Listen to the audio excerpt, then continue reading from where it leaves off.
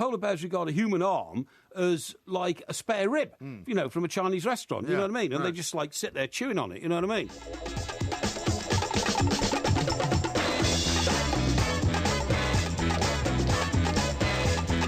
This is Talk Sport. We are the two mics, and of course, it's Ask Porky coming up a little bit later on. Time to say a very, very good morning to the man who's going to answer those questions, Mr. Mike, Porky, Parry. Very good morning to you, Mr. Parry. A very good morning to you, Mike. And I tell you what, there's somebody in UEFA listening to what happens on this show. Is there? What did we open with last night? We opened with identifying this massive discrepancy between the money that exchanged hands in the world's biggest ever transfer involving Paul Pogba. Mr. Paul Pogba, yes. And how much money ended up at the clubs. Yes. And how much ended up in the pockets of agents. 41 million going to the agent, I think, right? Unbelievable. That's the report tonight. That is, of course, the story that everybody in the world's talking about and should be talking about, because that's the one that's going to blow people's socks off. It will, and it was identified here first on the Two Mike Show. Yes, indeed. Now, when you say UEFA, I presume you mean FIFA, don't you? Well, FIFA and UEFA, because, of course, it took place in Europe. Therefore, it was under the auspices of registered agents working within the UEFA domain. Yes. But now the joke, which I think is becoming apparent, is that FIFA,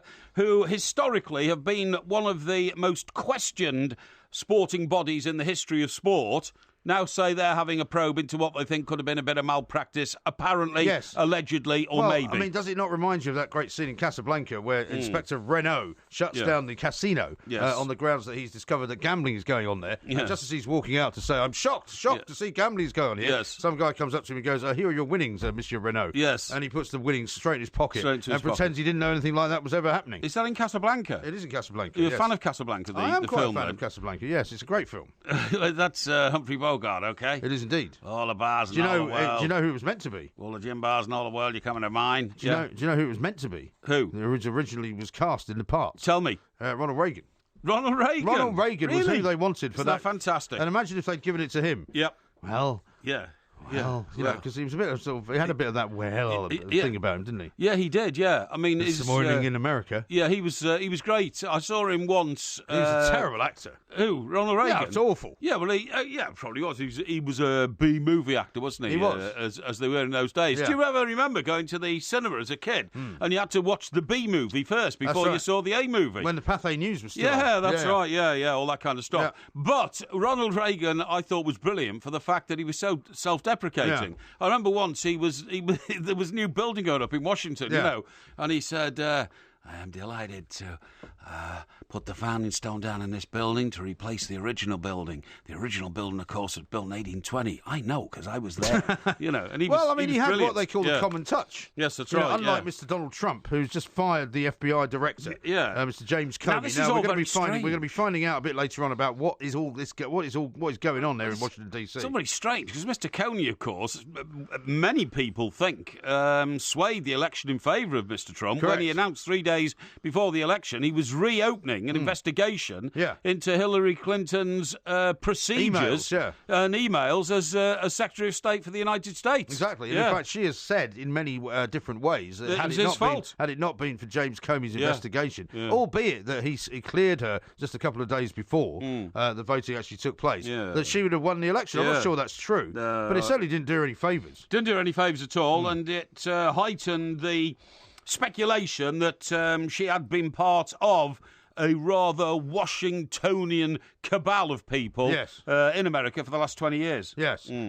Trump said in a letter that he sent to Comey, right, I greatly appreciate you informing me in 3 separate occasions that I am not under investigation. Yes. As if to kind of absolutely cement the thought in people's heads. That's right. That he's not firing this guy because he's under investigation. No. But of course, However, here is your one-way ticket to Palookasville. Yeah, absolutely. Palookasville is right. Yeah. You are hereby terminated and removed from office immediately. Yeah, that's the second sentence in the letter. But it's all very bizarre. But we'll be talking to a very important correspondent out there, the Times of London's man in Washington, D.C. Do you know what? Who happens to be a woman. There is not a finer person representing newspapers in this world. The Thunder, of course, the most influential newspaper in the world. We're talking to... She's probably got the best correspondence job in the world. It's not bad, is it? To be the Times correspondent in Washington, D.C. It's almost as good as when I was the Daily Express correspondent in Washington, D.C. I think this access to the White House. I imagine this correspondent works a lot harder than you did when you were there. Access to the British Embassy. Do you think she sits up late at night ordering garden furniture for her apartment? I doubt it very much indeed. I very much doubt it very much indeed. It's a great place to be, Washington, if you didn't really have very much to do, which I didn't have very much to do because I wasn't really very interested. Well, yeah, I know, but the whole point of being in Washington is supposed to be part of the military-industrial complex. Yes. You're supposed to be part of the sort of business of government, and you're supposed to be interested in it, but you're not. I came up with You're more interested in the sort of cut and thrust of, news and show business and, scandal. Exactly. You're not really a political animal. Well, I try to be a political animal, but sometimes I don't quite get the drift of things, I mean, I came up with a brilliant one, by the way. I thought, what should I do today? Then I read all these American politicians, like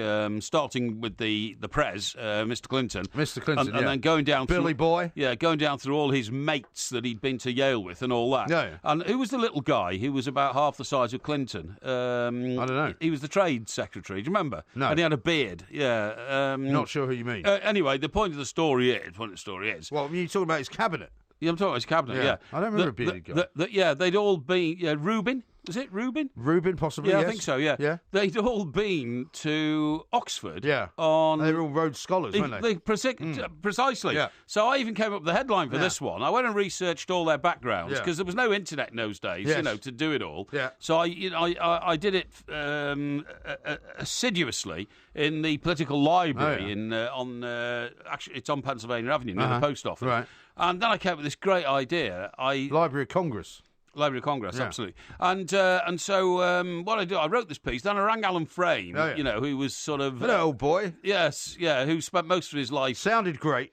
Yeah, spent most of his life dining at lunchtime for about 4 or 5 hours. But also had the great ability, as many did in Fleet Street, of sounding incredibly sophisticated, very knowledgeable, and remarkably sort of educated. That's right. When in fact none of those three things were true. No, and also what wasn't true is that he was a very idle man. He was. But he got away with it with all that smooth bluster, and got the other white people beard to do and all the white beard and all that kind of stuff. And I remember I said, look, Al, I said, I got this great idea. I'm going to research all this.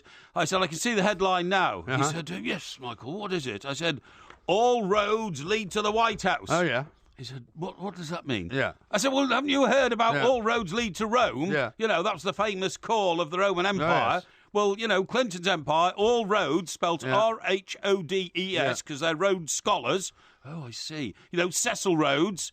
What's he got to do with it? Yeah. I said, well, he built Rhodesia. Indeed. Oh, did he? Yeah. That's why they call it Rhodesia, because of Cecil Rhodes. I see. That's why that's hence the Rhodes so what is it Scholar got to reference. Yeah, so then it was, what's this got to do with America? Yeah. I said, no, you don't understand. Rhodes started a college in Oxford whereby students from all over the world, the Commonwealth, because we had a big empire then, could come to London and study at his expense. Yes. Oh, really? Well, why are all these people from... I said, because it used to be a colony. Yeah. Oh, it went on and on and on. Yeah. He was a man that had a very curious job, and not much of it ever got in the paper. He turned out to inherit a great stroke of luck. Why did you have to answer to him, by the way?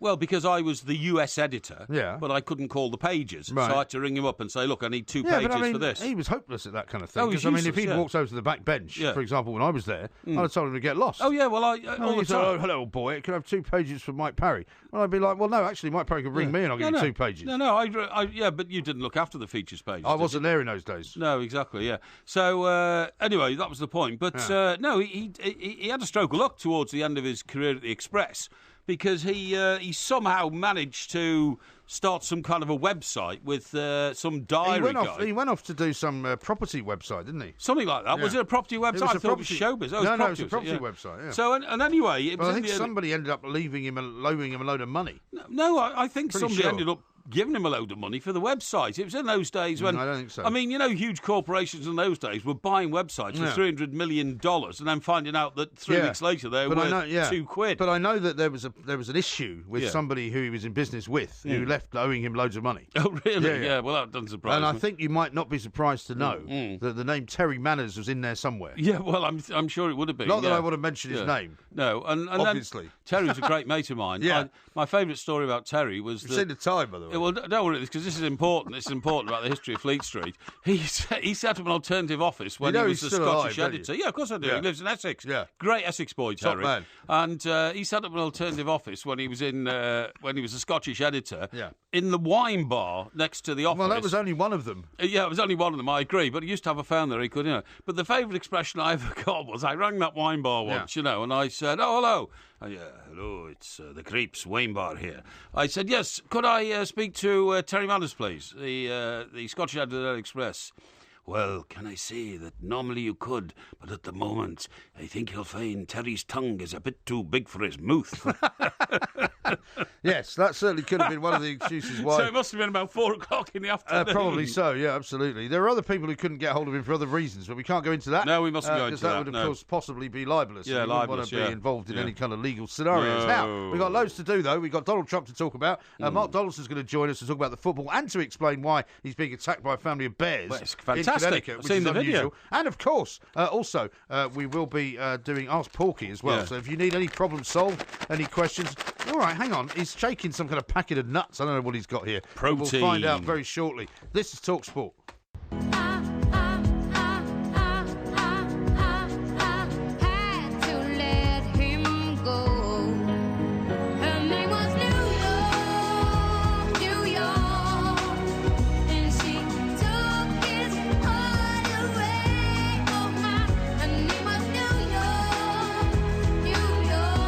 Now, I have to say, there's been a tremendous response, Mr. Parry, to our announcement yesterday that we're doing a live show in New York City in September, on September the 17th at the City Winery. Yep. It's going to be a fantastic event. We are live streaming it here as well. Yes. Lots of people are asking how they can get tickets because the City Winery hasn't yet put them on their website. Right. They will be able to, so trust me, a lot of expats are in Florida, in California. People flying in from all over Boston saying we want to go. The Union. Can you make sure that we can get tickets? Yes, you will be able to get tickets. So I would like to say, I think within the next week or so, there will definitely be tickets for the actual event itself available either through our website or the City Winery, which is at City Winery NY. Yes. But we'll keep you informed about that. But if you're not able to go, at the moment what we are able to sell you is the ability to live stream it for about £5 at the time that it is on. Right. So this means that just like a couple of weeks ago, you could have paid a few bob and watched the Heavyweight Championship of the World live on TV as a subscriber. Yes. You can do that to the Two Mike Show at the Winery in New York.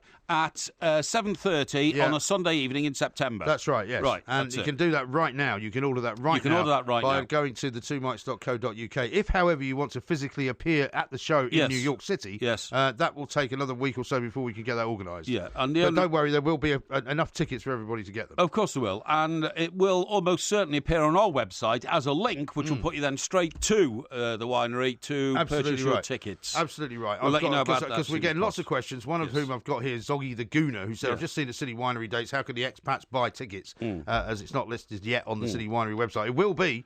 Don't worry. You will be able to get them.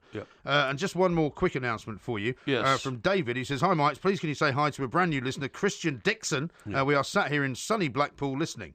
Christian Dixon. Christian Dixon. Very interesting name. It's a good name, isn't it? Sorry, is that because Christian is a child who's just been born? I don't think so. No. I think so why a brand new listener? Well, I think David may have, who's a long-time listener, may have just encouraged this guy. This happens all the time. Sort of enlisted people talk to their mates and go, you've got to listen to these guys. I mean, he does say it's sunny Blackpool, which obviously isn't quite right, because it can't be sunny at the moment. Is Christian Dixon in any way related to the world's most famous organist, Reg Dixon? Reg Dixon? Reg Dixon. Is he the most famous organist in the world? Yeah.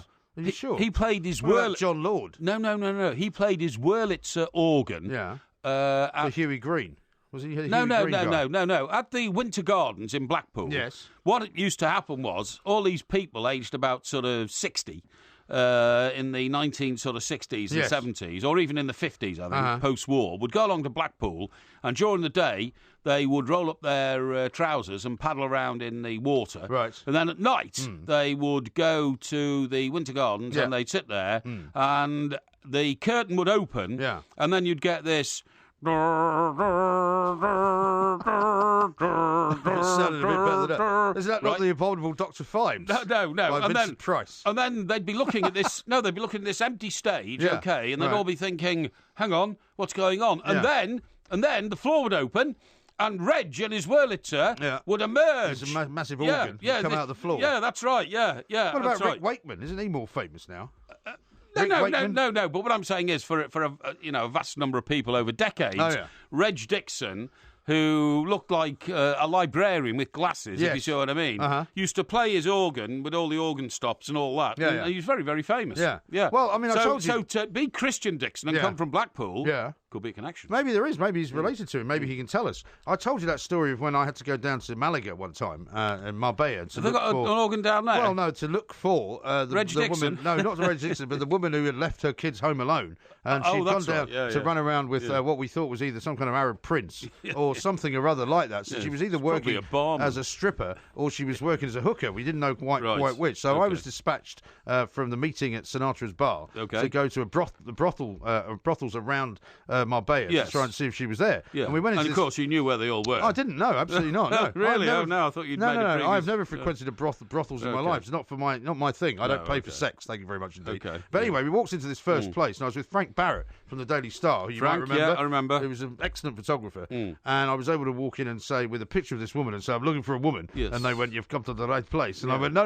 not that sort of woman. Have you seen this woman? Yes. But in the corner was a guy like that playing an organ. Right. And it was the most bizarre scene you've ever had in your life. And was it like a sort of a show organ type thing? Well, it wasn't big, a huge pipes thing. And all that? No, not really. But it was more like a sort of keyboard that you would buy in Argos. Yeah, I see. Yeah. But it made that sort of noise, And he was sitting there. It was all red, red sort of lights and red wallpaper and all that. It was very odd. It was like something like Twin Peaks. Do you remember that show, Twin Peaks? Yeah, I do. Yeah. It was very weird. And he was. We went over to talk to this guy. It turned out he was English. Oh right, okay. And he had come over from the north of England to play the organ, literally like playing the piano in a whorehouse. And did he give you a steer on? He said he hadn't seen her. Hadn't seen her, right? Okay. Yeah, we found her a couple of days later. Really? Wandering on the beach. Wandering on the beach. Yeah. But what an experience that was. What these people do, isn't it? Yeah. Now, how about this from Oliver, who says, "Can Porky predict an Ottawa Senators win so the New York Rangers come back from 2-0 down tonight? Cheers." No, not really. That must be the Stanley Cup, right? Yeah, it must be the Stanley Cup. Sorry about that. Can't really help you. I thought you were now a big ice hockey fan since we met Rod Stewart, and you found out that his son played for Team GB. Yes, but I'm only interested in GB, sir. I'm not interested in overseas teams. You see what I mean? Uh-huh. Yes. Listen, I'll tell you what I was going to tell you about. What do you think about all these people who are suddenly fine? Oh, yeah, by the way, I've been accused of smashing up Chris Froome's bike. Have you? But I wasn't in. I'll tell you what, I saw his tweet. In France, I saw his tweet today. I believe it was in France, and I believe he was involved in some kind of an actual road race. And somebody. No, he's training. He was in training. Yeah, was he not in a road race? No. Well, if he was, it was road rage that he got afflicted by. He's cycling around, going up a hill and all that. He found the presence of traffic a bit intimidating. Got off the road onto the pavement. A car followed him up on the pavement. Whoosh! Smashed up his back wheel. I mean, look, I have my issues with cyclists, but the idea of inflicting violence on a cyclist is utterly reprehensible. And I hope the chap is found and sorted out very quickly, because Chris Froome is a great British hero. And I won't have French people going around smashing up our heroes' bikes. Well, you don't know for sure it was a French... On French pavements. Well, you don't know it was a French person, but the French person drove up on the pavement to pursue him, right? Yeah. But what I found even more amazing was reading the Twitter feed of Chris Froome. There was one particular bloke from Australia who suddenly started attacking him. I know. And saying, well, you must have been in the wrong, and, maybe were running off at the mouth like you usually do. I don't know whether it was somebody who knew him, but it was a guy who was a sort of bull-headed character from Australia who just seemed very unhappy with Chris Froome altogether. I tell you what I find a bit odd. If my great mate Jeremy Vine can have two helmets... He's gone a bit mad, hasn't he, Jeremy Vine? No, I didn't say that. Can have two cameras on his helmet, and they can spot aggressors. Maybe he's got two helmets. Both in... No, he hasn't. He's only got one. Are you sure? Yes. In front of him and behind him. Yeah. Then I would have thought that, one of the world's great cyclists would have a couple of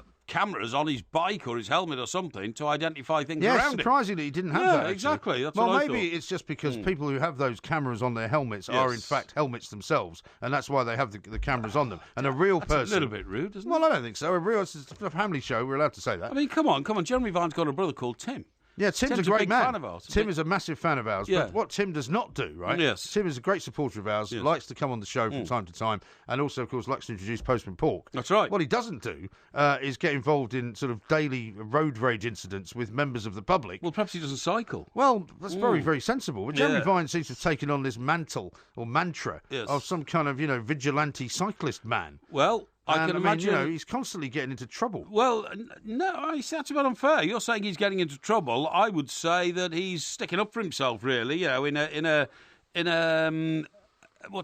environment where you're vulnerable. Because if you're cycling around on a bike and somebody opens the door and whacks you, you damage the door of the car, obviously, but you damage yourself as well. So it's not a good thing. And I think he was just warning against that. Well, hey, I'm slightly worried about the way that he seems to be becoming obsessed about it. Now, how about this from Andy, who says, I think Johann Sebastian Bach is probably the world's most famous organist. I'm not sure if that's true. Yeah, but the organ he played was pretty basic because it was a long time ago. Well, it was more of a pianoforte, wasn't it? Bach. Bach, the classical pianist and composer. Oh, you mean woof woof? What? No, sorry. You're all right. Sorry, it's B-A-C-H. You haven't had the laughing gas before you came in. No, I haven't. No. I saw a couple of canisters near your car. I wondered whether you've been, been imbibing on the way in. No. Hey, listen, I'm going to tell you about protein a bit later on. I can't believe what was I that found thing out you were today. shaking earlier? Oh, I mean, listen. What is that? What is that? Yeah, look. I thought you'd brought in some porky scratchings. No, you will not believe this. I'm going to picture this, right? Right, so there I am shopping today in a well-known sort of chain of supermarkets. Oh, yeah. And I get to the checkout, and the guy says, "Would you like some Grays?" I said, "What? Grays?" Grays. So he produces this, and you see it says Grays on it. Oh, right. I thought you meant Grays as in like the plural of the colour grey. No, Grays as in G-R-A-Z-E. Yeah, as in what cows do. So I looked at it, and I said, genuinely, because I wasn't being funny, I said, "What is that?" I said, "Is that bird feed for the summer?" Yeah. Because it's the sort of stuff I would normally put in my bird feed. You know, Absolutely. those little cages, Yeah. for birds to feed. He said, "No, you sir." get it from pets at home. Yeah, that's right. Yeah, he said, "No, sir." He said, "This is pure protein in vegetable." I said, "No, hang on." I said, "What is it?" I said, "I'm awfully sorry." I said, "I don't wish to be rude." Was this the guy at the cashier's till? Yeah. Only he's an expert in protein. Yeah. And I said, "That's the sort of stuff you'd find in the bottom of a budgie's cage." I said, "Seriously, you don't expect human beings to eat that, do you?" And he got terribly offended and said, we sell thousands of packets of this and all that. No, yeah. And I'm gonna put it out now because it looks to me like animal feed. It looks like the sort of stuff you'd give to a pig. It's sort of trail mix, isn't it? Yeah, I mean, listen, I'll shake it. Yeah. Listen How much did they give you that for nothing? No, I had to buy it. Well, how much did you pay for it? I don't know, but I bought it in the end because I decided to expose. You're man of the people. You have no idea what you paid for it. Here, do you know what it says on the back? What? It says protein has never tasted this good. Really? What do you mean it's never tasted this good? Protein is protein. It says edamame beans. Edamame, yes, that's good. Spiced chickpeas. Yeah. And cashews finished with a twist of black pepper. Yum, yum. Yeah. Bobby, the Grays taste expert. Really?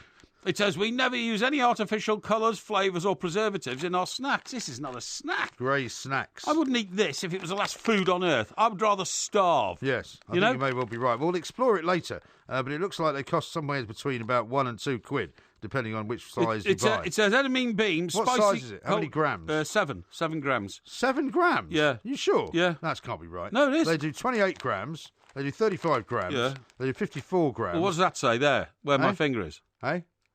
That says 7G. 7G, yeah. That can't be 7 grams. Of course it is. No, it's a lot bigger than that. 7G of natural protein. That's what it says. 7G of natural protein. What size is the bag? Well, I've just told. 128 grams. 128 grams. Thank you very much indeed. Yeah. Now, in which case, for that, you will have paid somewhere like £3. No, you paid £3. You're joking. You have. Do you know I'm going to go get a refund? Yeah. I wouldn't pay 3p for this drivel. Yeah, well, you've been done. Rubbish. You've been done anyway. Look at the time. This is Munching Mayhem Massacre. Munching Mayhem Massacre. Lots more to come. This is Talk Sport.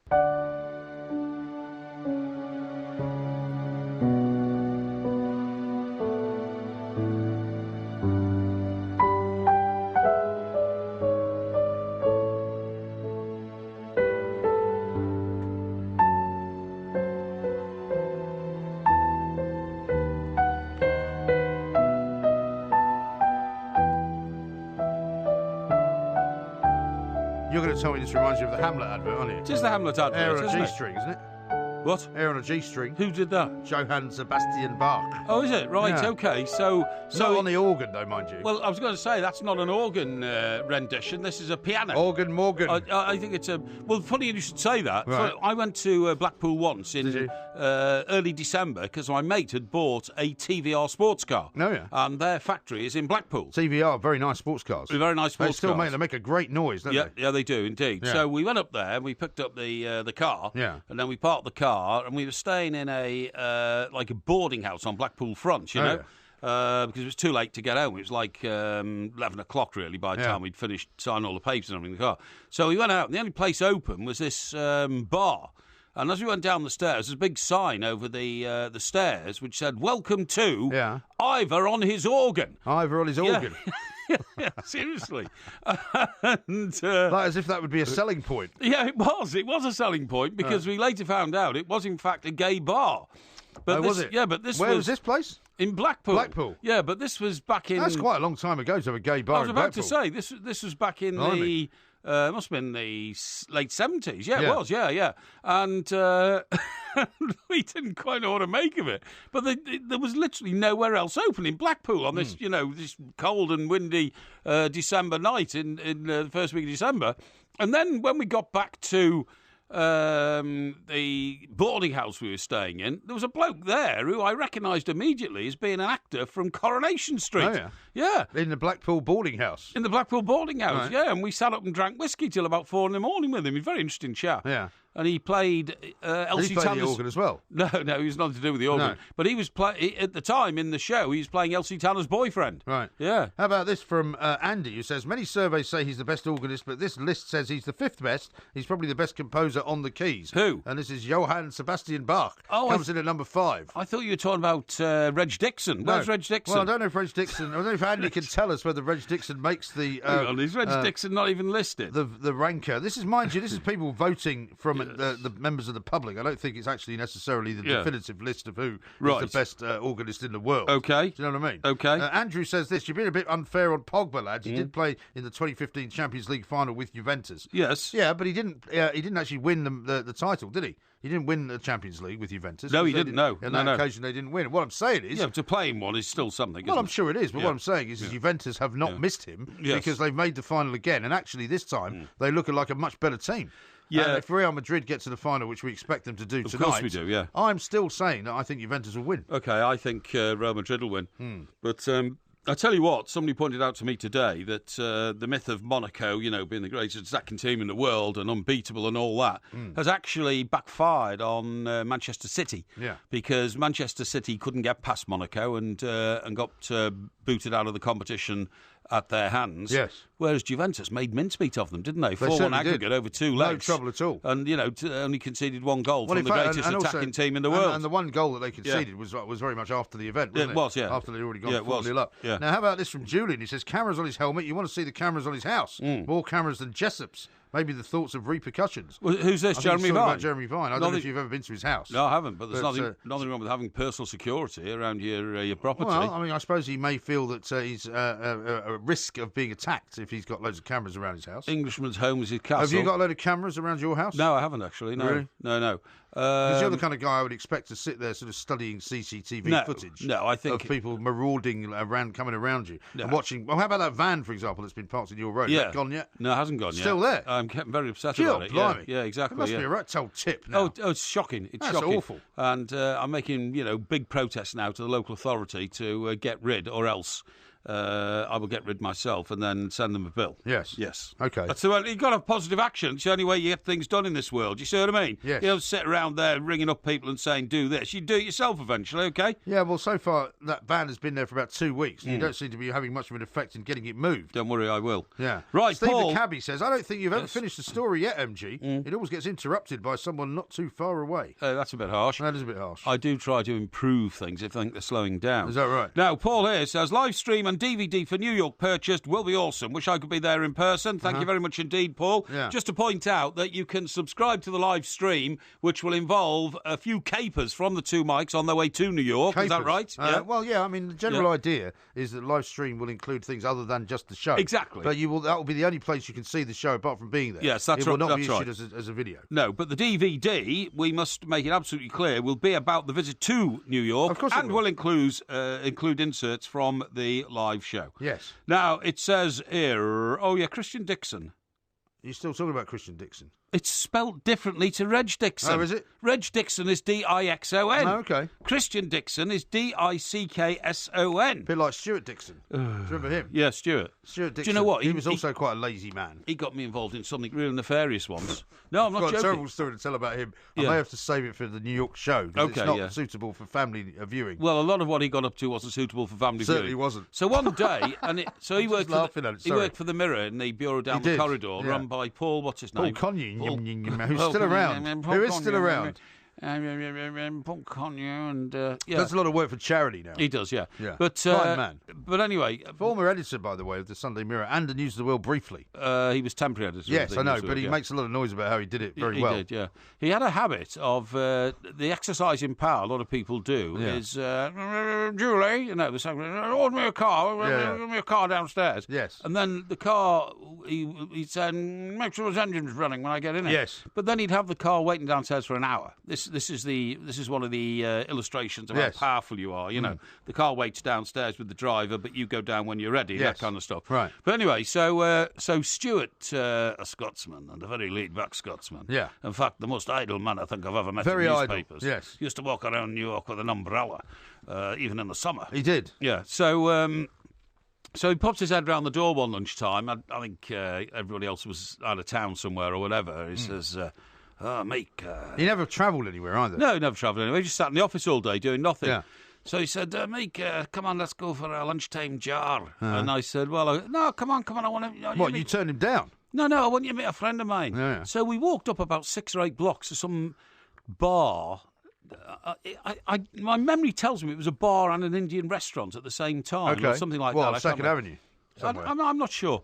Anyway, we go up there. We sat there, and I said, nothing unusual about this place, Stu. Why have we walked up 6 blocks just to come here? I said, very average. He said, oh, no, there's a mate of mine coming. So his mate arrives, sits down, and then they look around very furtively, and then they're passing packages underneath the table to each other. Oh, yeah. And I thought, in those days, under the Rockefeller laws, if you were done even for dealing in like 1 gram of cannabis, you could be locked up for 25 years. You're saying there was nefarious substances involved? I'm saying there was something very odd going on. Really? The minute I saw that, I said, right, I'll see you, Stu. And I got out of there. Really? And for the next 10 blocks, as I was walking away, I was worried about a tap on the shoulder. Yeah. You know? Why didn't you just go to the garage across from Costello's like everybody else did? Because it wasn't me that wanted it, at all. And I don't even know what he was buying. No, I can't imagine. Yeah. This is Talk Sport. Mark Donaldson coming next. Great.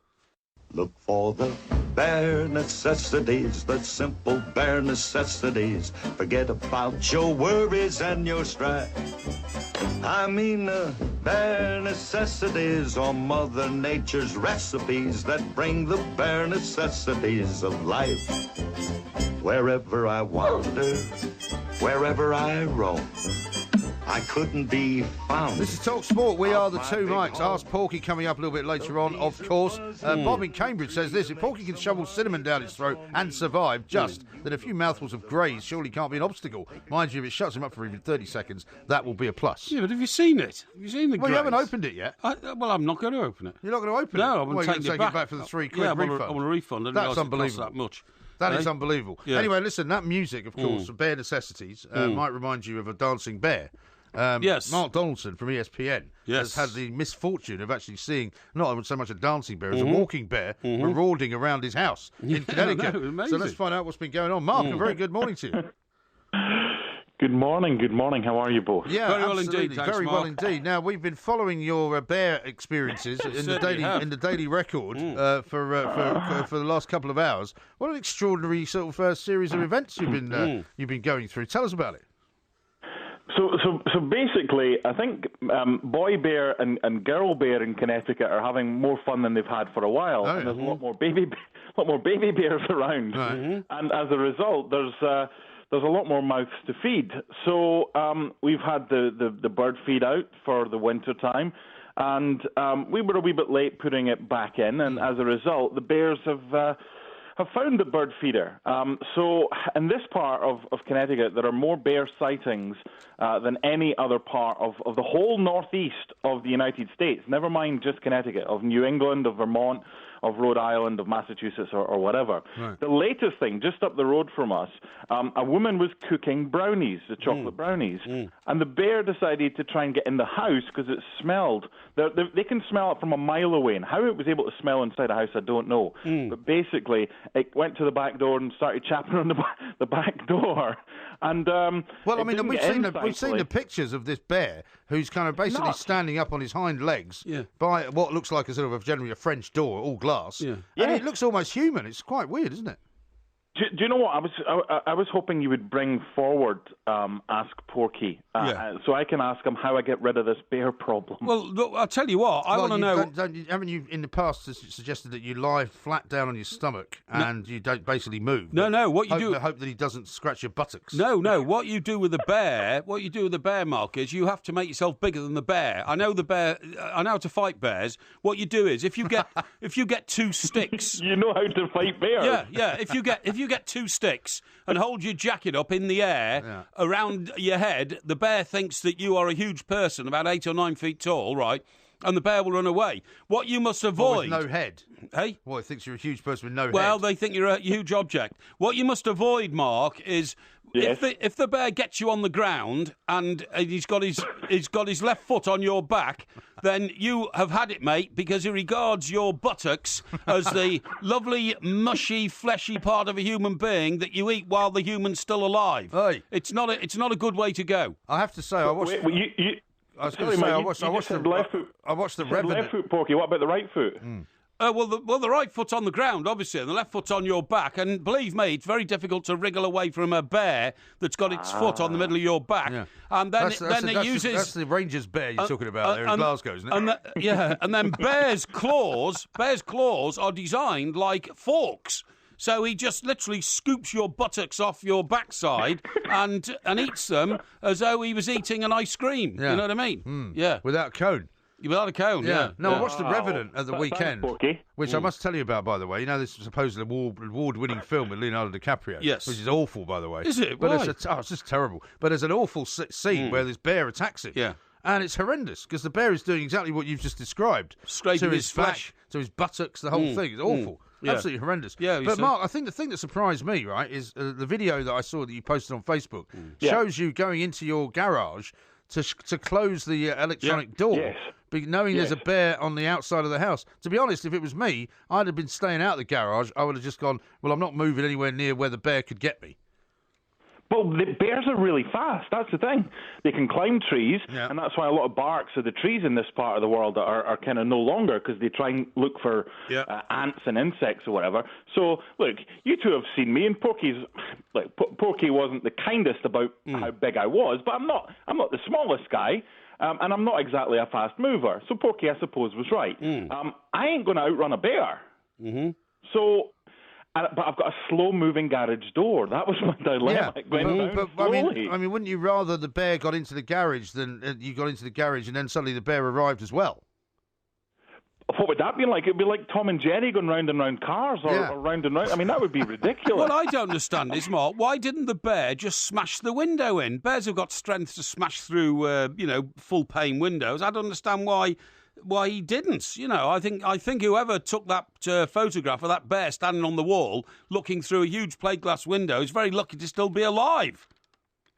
And the brownies that they cooked as well. I mean, they were lucky the bear didn't take a shining for them if it had got through. Yeah. But, I mean, the local Department of Environmental Protection have basically said, look, don't leave food around or anything like that. But twice in the last 4 days, we've had our bin raked through by bears, and one of the times was when I posted that video. It's just getting crazy right now. Yeah. And they say, oh, they're friendly if you don't have a go at them. I don't want to know about that. I mean, goodness me, they're big things. Yeah. You might. I don't know if you've seen the Sopranos, but there's a great episode of The Sopranos where he tries to get the bear that keeps wandering around and appearing at the side of the swimming pool, and he becomes kind of slightly obsessed with it. Yeah, and it's funny, a friend of mine today posted Bears beats in Battlestar Galactica, and that's from the American office as well. It's just you've just got to be careful in this part of the world, and thankfully I'm here to tell the tale, gentlemen. Yes, indeed. Well, thank goodness you are, because there's plenty to talk about aside from the bear business, of course. Juventus last night looking very, very magisterial, I would say. I still reckon that they're going to win the Champions League, no matter who wins tonight out of Real and Atletico. Mm-hmm. They know how to defend. Now, you can have the best attackers in the world, and Real Madrid have got one of the best of them in Cristiano Ronaldo, but if you get by Bonucci, Chiellini and Barzagli, and it'll be interesting to see if he goes 3 at the back in the final, Allegri, or if he goes 4 at the back, then you've got Buffon. I mean, it's incredible. And Dani Alves, how about this for a stat? He will be playing in his 14th major final in the Champions League final in Cardiff. How about that? That's incredible. Incredible. What do we call a major final, though? Not the Spanish Cup final. Oh, look, a major final is a Champions League final, a World Cup final, one of those. I mean, it's a cup final, it's all of those. And by the way, 60 clean sheets in 101 games for Buffon. I think they're going to be very hard to beat. The worry that they would have if they go a goal behind and they have to chase. I think if they go a goal up, I could see them holding on to that, irrespective of how good Ronaldo is.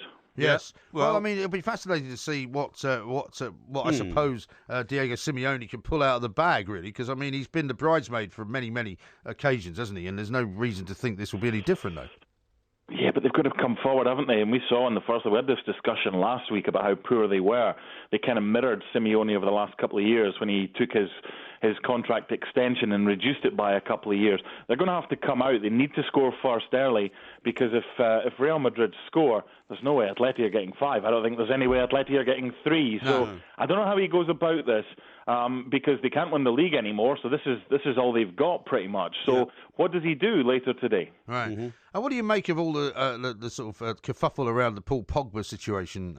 We kind of knew that his agent was making upwards of 30 million quid on the deal when he went from Juventus to Manchester United. But FIFA are suddenly all over the back pages today because of this book saying, oh, this is awful, we're going to start looking into it. I mean, there's nothing they can do, is there? It depends what they find, and Manchester United have basically said, look, they've had all the documentation since August, so why now? Could it be the fact that something happened with regards to FIFA over the last 24 hours, and this whole regaining trust in FIFA? I mean, over the last 24 hours, they've announced the appointment of new ethics committee officials. It's a case of, oh, look over there, and we'll do something else. I mean, this stinks. This stinks. Well, it's a joke. It's a joke, Mark. How can a body which has been discredited as one of the most corrupt in the world in the past suddenly demand respect and say we're investigating things we think are dodgy? Well, you're dodgy, or you have been dodgy in the past. How do we know you're clean anymore? Well, my first question would be whether they find anyone to sit on an ethics committee. Exactly. I mean, presumably not inside the organisation. I mean, look, here's the thing as well. The two outgoing guys, okay, one's a judge, a German lad's a judge, Hans-Joachim Ecker. The other guy is a Swiss prosecutor, Cornel Borbelli. Now, they were pretty much paramount. What they did, the investigations into Blatter and Platini, that kind of helped them. Now, over the last 3 hours, I think you've probably mentioned it on your show, we've obviously got the issue over here where Mr. Trump has decided to get rid of the head FBI guy. We are going to be talking about that, yes. Yeah, exactly. So is this a case of keep your friends close and keep your, keep your friends close and your enemies closer? That's right. I mean... it's a mess. Just with regards to the agents, by the way, probably 3 or 4 months ago, we discussed Moussa Dembele at Celtic. Now, his agents are in line for a lot of money when he moves on, but that was the deal that they did. Now, I don't have a problem with that because it's part of the game. I don't like it, but they would have got a lot less money if he'd signed for a club in England than they possibly could get by taking this route, because he'll end up back in England for a hell of a lot more money. The agents are in for a substantial chunk of this, from what I've led to believe, so they'll make a lot of money out of this. I mean, you can't take agents out the game, but that was a horrible number. Was it 41 million out of an 80 million transfers going to an agent? Yeah. That doesn't sit right. Yeah. Now, one final question for you, because it's away from football, but it's about the PGA, the US PGA, Mark. So I know you follow the golf over there in the US of A. The Times have got a story tonight saying that the US PGA Championship may be moved forward 3 months to May as part of a shake-up of the calendar. How would that work, and would the golf community welcome it? Interesting. I hadn't heard that one. Now, last year was the earliest PGA, I think, in decades. 2 years ago when they had the Olympics. It was last year, and they had the Olympics in Rio. So. Yeah. We had the spell of the US Open, was in June, then the Open, it was like 2 weeks later, we had the US PGA. Right now, we've got a stretch of pretty much August through to April where we don't have a major after the PGA to the Masters. We then have the Masters in April, this new PGA in May, you then have the US Open. So you've got 4 majors in 4 months. Yeah. Is that what golf wants? Maybe what they're doing is so they can focus more attention on the FedEx Championship, which is worth so much money at the end of the year. Well, I suppose you'd say watching the PGA when it comes around, unless there's a Grand Slam sort of going on, unless there's one player who's going to pick up all 4 majors, you don't really feel that it's quite as encapsulating or captivating even as the Open or the Masters or the US Open. Do you know what I mean? Yeah, I do. And interestingly enough, just having a quick look at this story, this actually appeared in Golf Digest back in May, back in January, sorry. So it just seems a weird time for the newspapers to be bringing it to attention. Right. Of course, this is the week. Maybe it's to do with something's obviously been said at Sawgrass this week, because this is the week for the TPC. Yes. So maybe they claim this is the 5th major. Well, Rory McIlroy, I think, is landscape seems to be changing. I think Rory McIlroy's backed it and said this would be a good thing, and he would quite like to see it happening. He's also, by coincidence, signed a new deal with TaylorMade, which is going to get him $100 million over the next 80 million quid. Yeah, not bad. Not bad, is it? Not bad for a day's work, I suppose. Just to pick up a golf club, eh? I wish there were people like microphone sponsors, you know what I mean? And then we could say, if you use my microphone, and my name is Porky Parry, can I have 50 million quid? Yeah. And folks, you could ask for that, but of course you wouldn't get it. Mark, listen, we better leave it there. Thank you very much indeed. Mark Dolson will be off to look after his Bears in Connecticut. We'll be talking some more about Donald Trump coming up in the next hour. We're going over live to the White House, in fact, to get the Times correspondent's view on what is going on now that he's fired the head of the FBI. Also, lots more to come. Loads of tweets coming in. There's an Ask Porky coming up a little bit later on, of course. If you haven't ever had a question answered or a problem solved live here on TalkSport, now's the time to do it. Tweet us at The Two Mics or find our Facebook page, which is also called The Two Mics.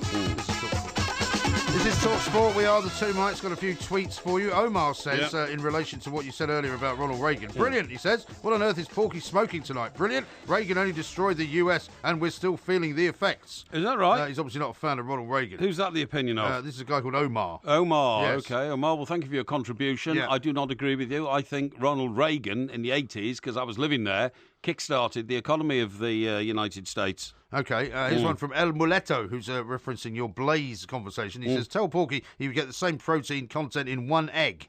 So you don't have to eat that sort of rubbish, Yeah, well, I've never eaten an egg, so I wouldn't know. Yeah, but if you did eat an egg, you wouldn't have to eat any of that nonsense either. Baz says this, Porky usually gives cyclists short shrift, but when it comes to his mate Jezza, it's a different story. Double standards, we think. No. You've got to look at the individual and their relationship with their bike. Luke Skywalker, I'm sure it's not his real name, I don't think it could be, no. He's on the right path. He says, I'd rather have some Porky scratchings than that grey stuff that you've sent a picture out of, Porky. Well done. And he's absolutely right. In fact, I'll put out a picture of the Porky scratchings and then you can have a look at those and see which of the two you would prefer to while a few minutes away on munching before you eat or drink. Okay? Now, Stewie says, and he's obviously a fellow Juventus supporter with me, he says, this is what we want to see, MG. Gigi Buffon lifting the European Cup for June. Legend. Well, yeah, but that's based on sentiment, and sentiment's not a good thing. Basing anything on sentiment means that you're ignoring the realities of the situation, letting your heart rule your head, which is not a good thing to do. For instance, you're absolutely right. Now, the issue with what we're going to talk about Mr. Conte. Well, you were saying earlier that you still feel that Mr. Conte, the Chelsea manager, is destined to go back to Italy because that's where he wants to go. It's very well known that his eventual ambition, in much the same way as Ronald Koeman spoke to a magazine in Spain recently, Mr. Conte's eventual ambition is to go back to Italy, and he has an eye on Inter Milan. I suppose that's because he knew that perhaps their coach was vulnerable. Yeah. But the word is that he won't go this summer because he wants to take Chelsea into the Champions League, having won the Premier League title here, and see how far he can get them. And perhaps, obviously his aim would be to win it. Right. Now, whether or not Inter Milan would, agree to a 1-year delay, which sometimes happens in football with players going back to clubs that they want to go to and all that kind of stuff, I don't know. Right. But the other great football issue, which, I'm amazed wasn't taken up with greater plume earlier. Or even aplomb. Is that for the first time ever, people at Arsenal are taking on Arsene Wenger, because Mr. Gazidis, who of course is the chief executive, believes that there should be a director of football at Arsenal, or he's made that known to Arsene Wenger, who has roundly rejected it and said, no, that won't happen. Right. Well, he's also said, and I rather like him for saying he doesn't understand what a director of football does. No, do he I. Just went, what does that mean? No, he got worse than that. He was insulting. He said, does he stand on the touchline telling one player to run right, the other one to run left? Yes. Yeah. Does that say to you, though, that he's being slightly disingenuous about, his position, that he feels quite arrogantly that he shouldn't even be asked those kinds of questions? Yes, I do, yeah. And he says, I make all the decisions, and I think that's absolutely right. Yeah. I mean, Sir Alex Ferguson never had a director of football in his 25 years at Manchester United, did he? He didn't. And he didn't need one, because if you look at his track record of success, it is imperious.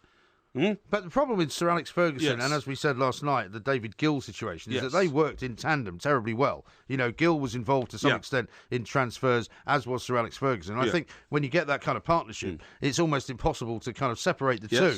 They worked together in a way which was devastating to every other team in the Premier League. Indeed. They got every player they wanted to get. Well, they got rid of players they didn't want anymore, and they never really lost money. But of course, Wenger used to have David Dean, and their combination, their partnership, the way they worked together was brilliant. I went to a football birthday party it must be now about 10 years ago, and at the same table as me were Arsene Wenger and David Dean. And I got very well with David Dean, always did do, and it was obvious that the relationship was a dynamic combination of ideas and exercising those ideas, which I think Arsene Wenger's been missing ever since. Yes, exactly right.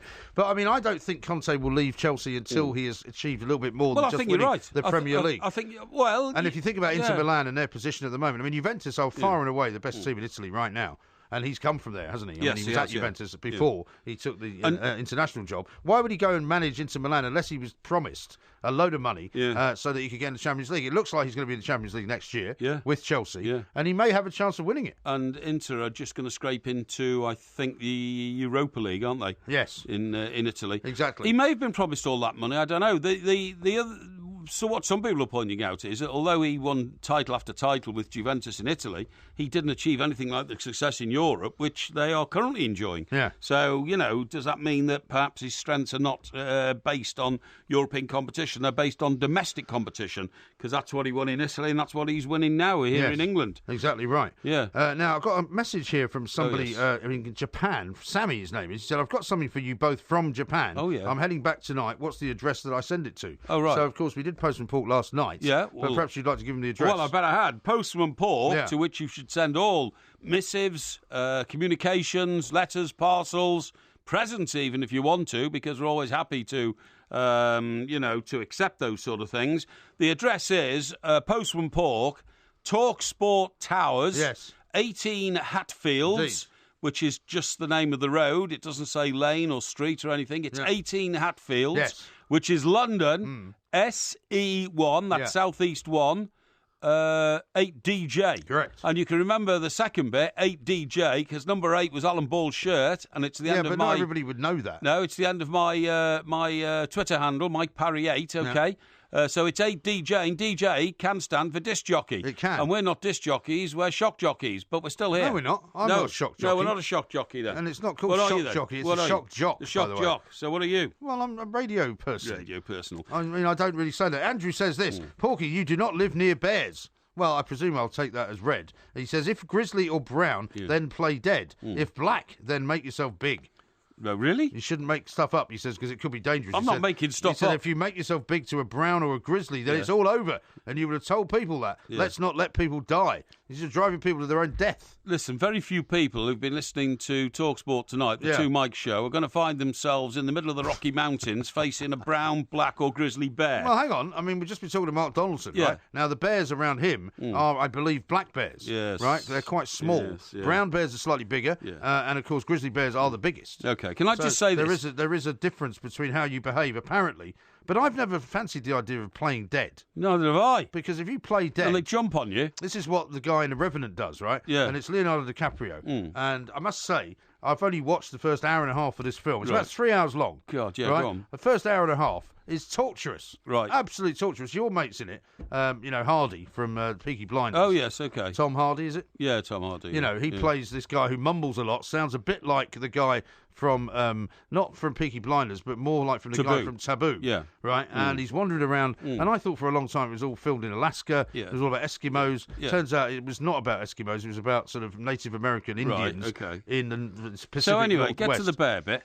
What do you mean, so anyway? Well, you go. You're rambling on. No, I'm not rambling on. I mean, you tell stories that go on and on and on for well, ages. We're talking bears. Do you remember the one about the hedge that you talked for 10 minutes about? Yeah. About the guy who was the hedge specialist? That's right, yeah. And did I say, well, come on, let's get to the point then? No, it's very interesting, that. It was not interesting. It was one of the most boring things anybody in the history of boring things has ever heard. Just continue, please. The Revenant is an Oscar award-winning film. Right.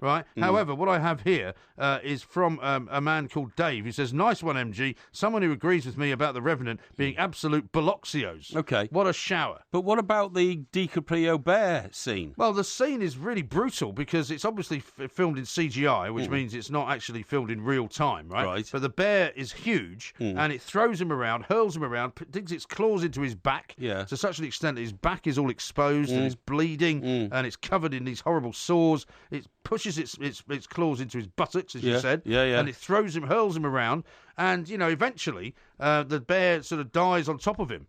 And he's lying underneath the bear. I mean, it's horrendous. How does he die? Well, the bear? Yeah. Well, he eventually stabs it somehow. He eventually somehow gets a dagger, and as the bear is on top of him, he somehow manages to stab the side of the bear. How does he then creep out from under the bear? Because the bear is so heavy, wouldn't it be a dead weight on your body? Well, the bear is crushing him, and they think the bear has killed him, but his mates arrive because they've been looking for him because he's been attacked by this bear. Yeah. And the guys who have been with him on this kind of, mission discover him, and he's lying there underneath a bear, and they think he's dead. And they bring him back from the dead, effectively. Yeah. But they then spend most of the rest of the film for the next hour carrying him around a stretcher. Right. It's awful. Yeah. It is one of the most awful films I've ever seen. God, sounds dreadful. Really boring. Dreadful. As well. Right. And I can't bring myself to watch the second 2 hours. I don't blame you. You know what I mean? Yeah. This is Talk Sport.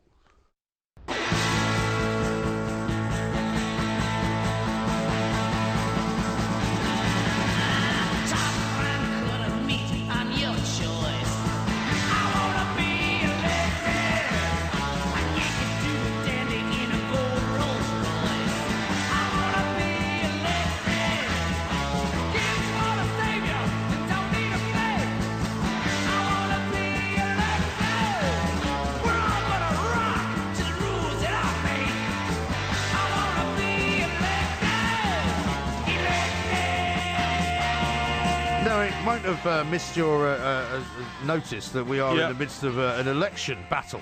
Yes. Not only did we have an election the other day on May the 4th, for all sorts of people being elected as mayor, that's right. and all sorts of people being elected in local councils across the country. We're now in another election-mad period, where we're supposed to be very, very well behaved on the radio. Yes. And we're only supposed to say things which are not likely to influence the way that people might vote on June the 8th, right? Fair enough. So rather than pretending it's not happening, I think what we should do is just talk about it a little bit every so often, not necessarily every night because it's not that interesting. Sure. But whenever there is enough interesting stuff in the papers to talk about it, because I don't know about you, but I was watching the One show earlier on last night, in which Theresa May and her husband Philip appeared, right? Because there's nothing worse, is there, than politicians every so often, whenever there is an election, trying to make out they're just like everybody else. That's right, yeah. And aren't we so normal and nice and all the rest of it? Do you know isn't it ridiculous? Do you know where that started? That started even before New Labour turned themselves into New Labour with the rose replacing the sickle, hammer and all that. Yeah.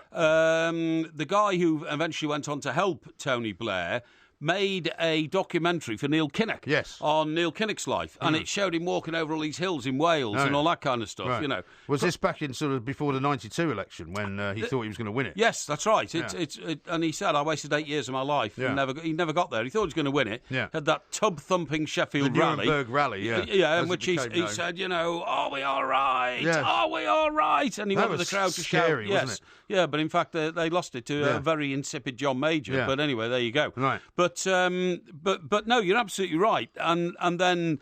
Do you remember Cameron made one just before Cameron got elected? When he went off and was shown sort of dog sledding around. No.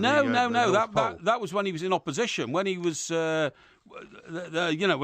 was when he first became Tory party leader. But no, Cameron made one about what a normal guy he was, out with his children and all this kind of stuff. And that was, of course, when he came out with, and over the years, saying that he loved football very much. Yeah, he was an Aston Villa fan, or was he a West Ham fan? Nobody was very sure. But it's always a mistake, in my view. And one of the things that people are saying about this election, which does take place in June.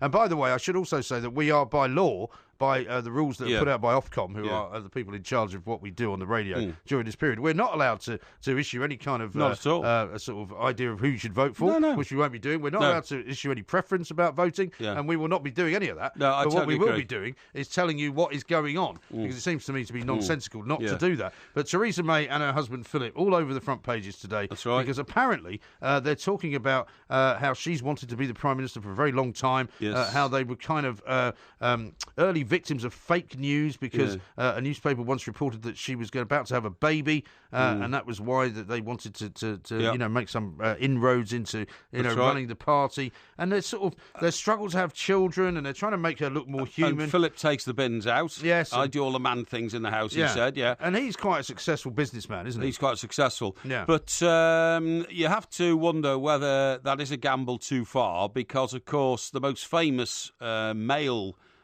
spouse in politics was always Dennis Thatcher. Yes, who was quite good at keeping in the background. Well, he wasn't interested in putting himself forward. He liked a few tinctures, as you used to call them, a few pink gin and tonics. Well, do you remember Private Eye used to have that Dear Bill section? That's right, It was his letter to his mates, Dear Bill, who was sort of thought to be Bill Deeds, I think, wasn't he? It was Bill Deeds, the legendary Daily Telegraph editor. Who was a terrific guy. But here's one for you, though, because you've mentioned this woman in the past, right? Do you know who introduced them at Oxford University? Well, I saw it today. I was absolutely amazed. There I was watching the current election coverage, and all of a sudden this lady pings up on the stage there, and I recognised her only because of her voice.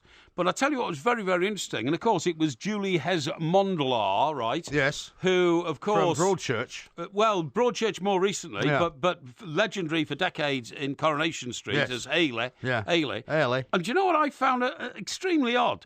She got up on the stage today, and her accent was even more northern working class than it is in Coronation Street. Is that right? Yeah. I mean, because it wasn't at all northern in Broadchurch. It wasn't at all northern in Broadchurch, and it was Salford, where is what Coronation Street's based on. Yeah. But it was more northern. Anyway, she got on the stage.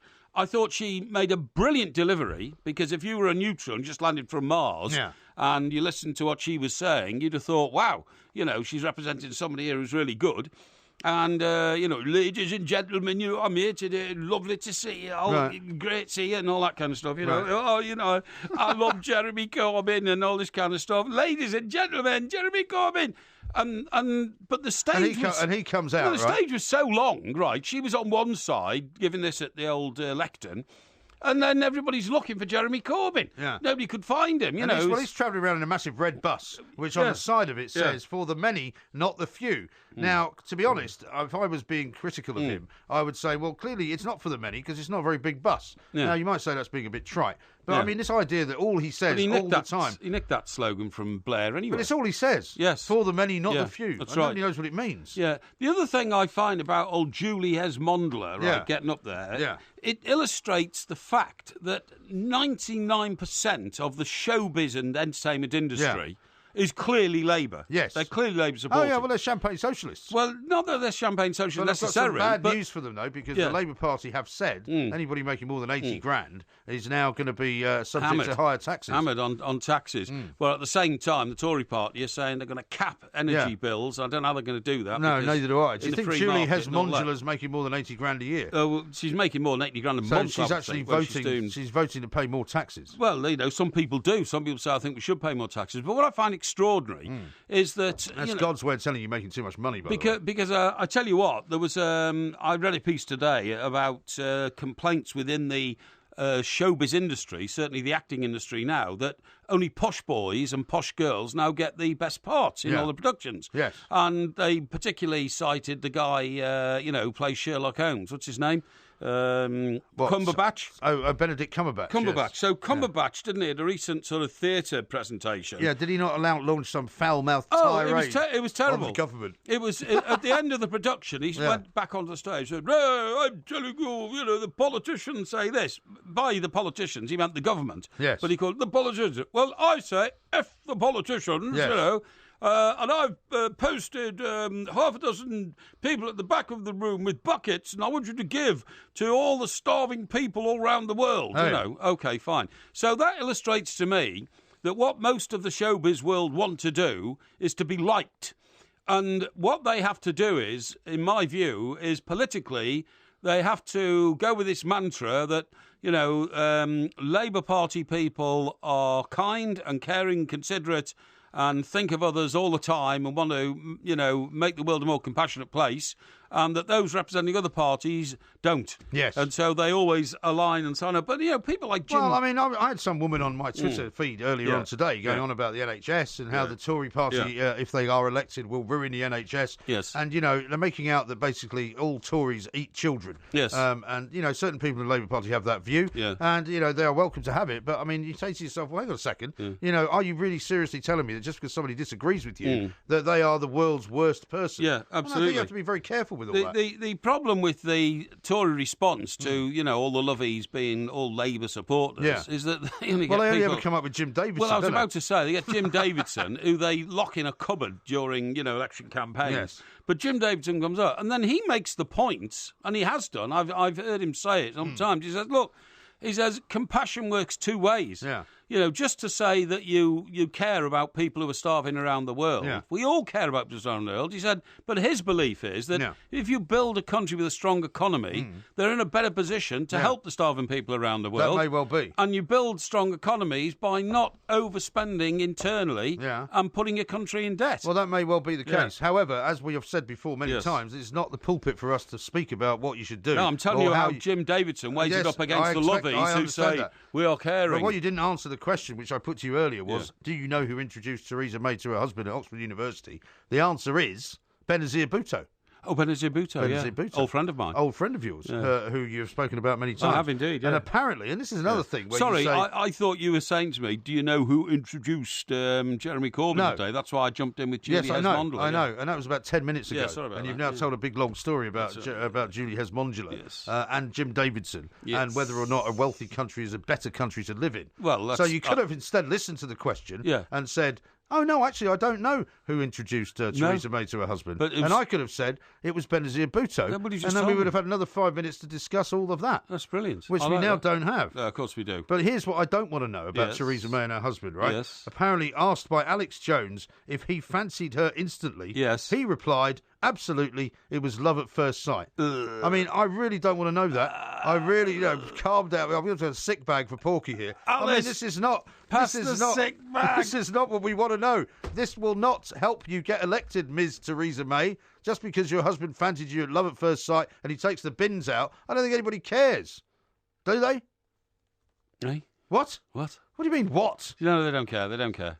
I've put a lot of thought into this. Okay, thanks a lot. Yeah, Thank you very much. Yeah, anyway, we'll bring enough. some more news from the election road and the road trips that are being made by political leaders all up and down the country from time to time, just to make sure that you stay in touch. This is TalkSport. Yes.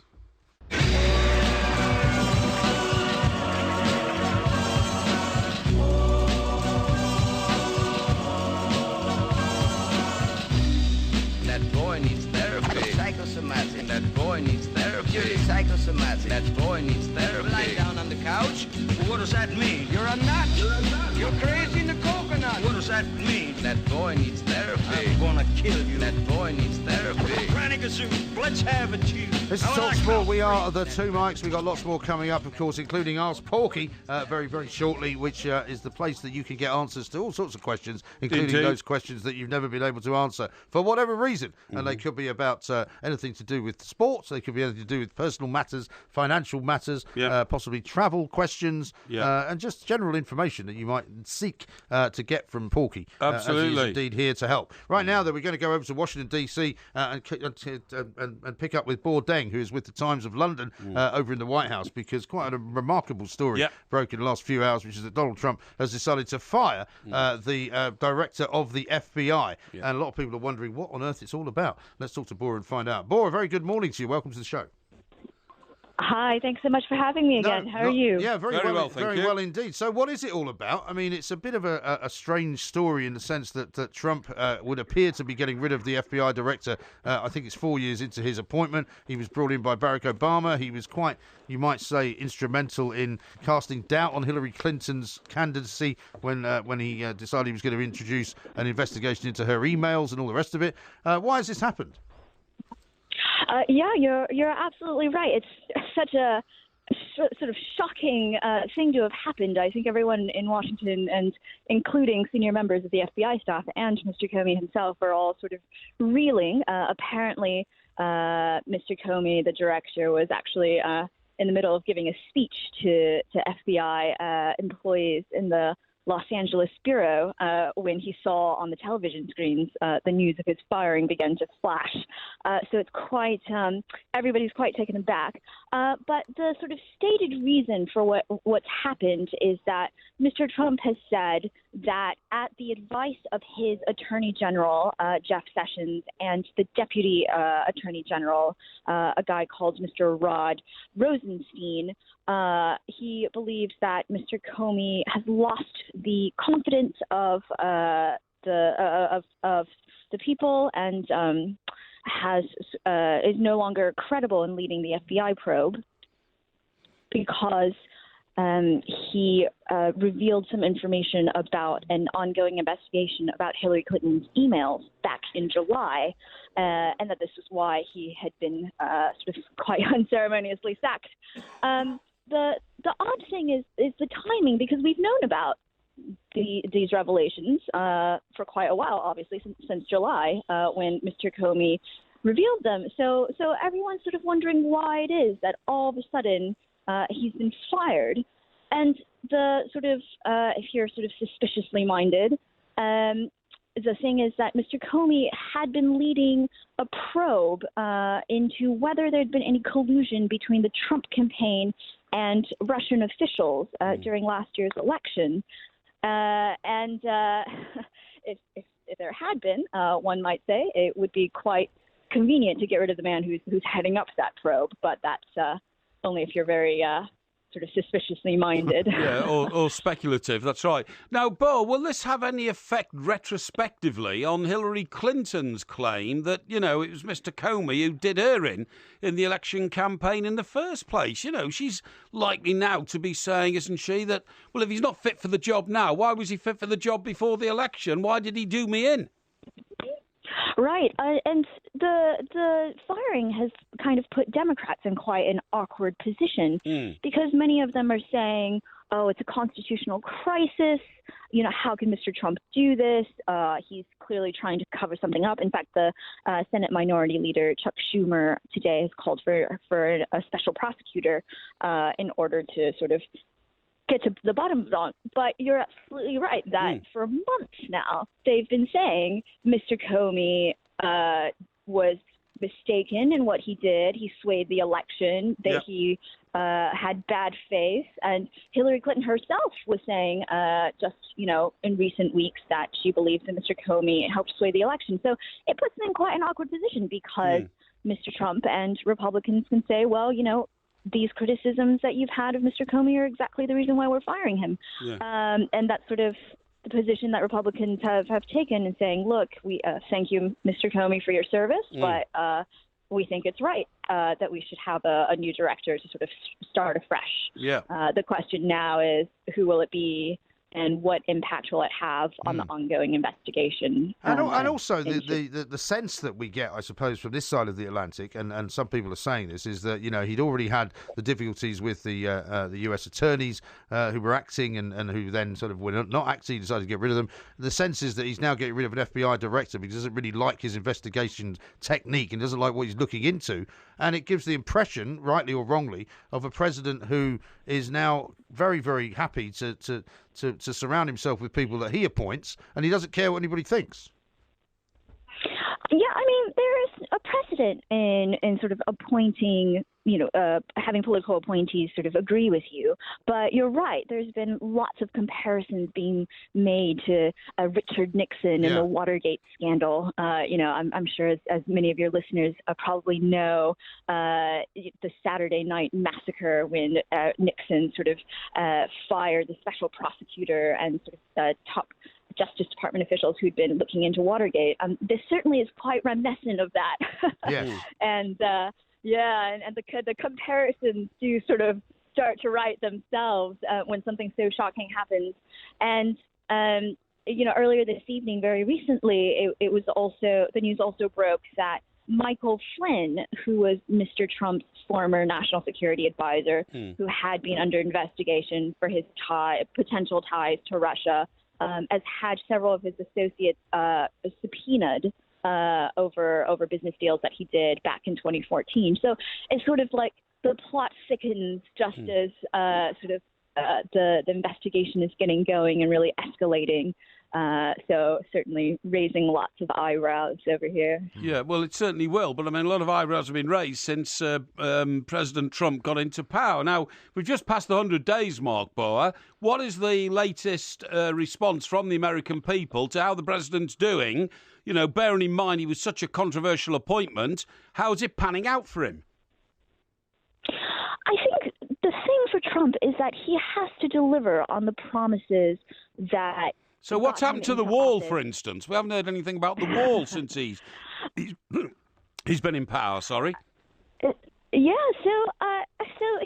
the White House is trying to sell it as that he's gotten a win because recently Congress has just passed a budget that will get us through September that's put more money towards what he calls border security. But there's absolutely no funding in there for the actual wall, which the White House has promised they'll sort of ask again once the autumn comes up and the next round of budgeting goes. But you'll have to remember that Mr. Trump did promise that Mexico would pay for the wall, so that so far doesn't seem to have materialized. Yeah. And I think one thing that's really tough for a lot of voters is that for a lot of people, the words that Mr. Trump spoke and the promises that he made they were more metaphors than they were sort of real promises. And when you go down, I was in the Texas border recently, and when you go down there, you realize that a lot of people who voted for him,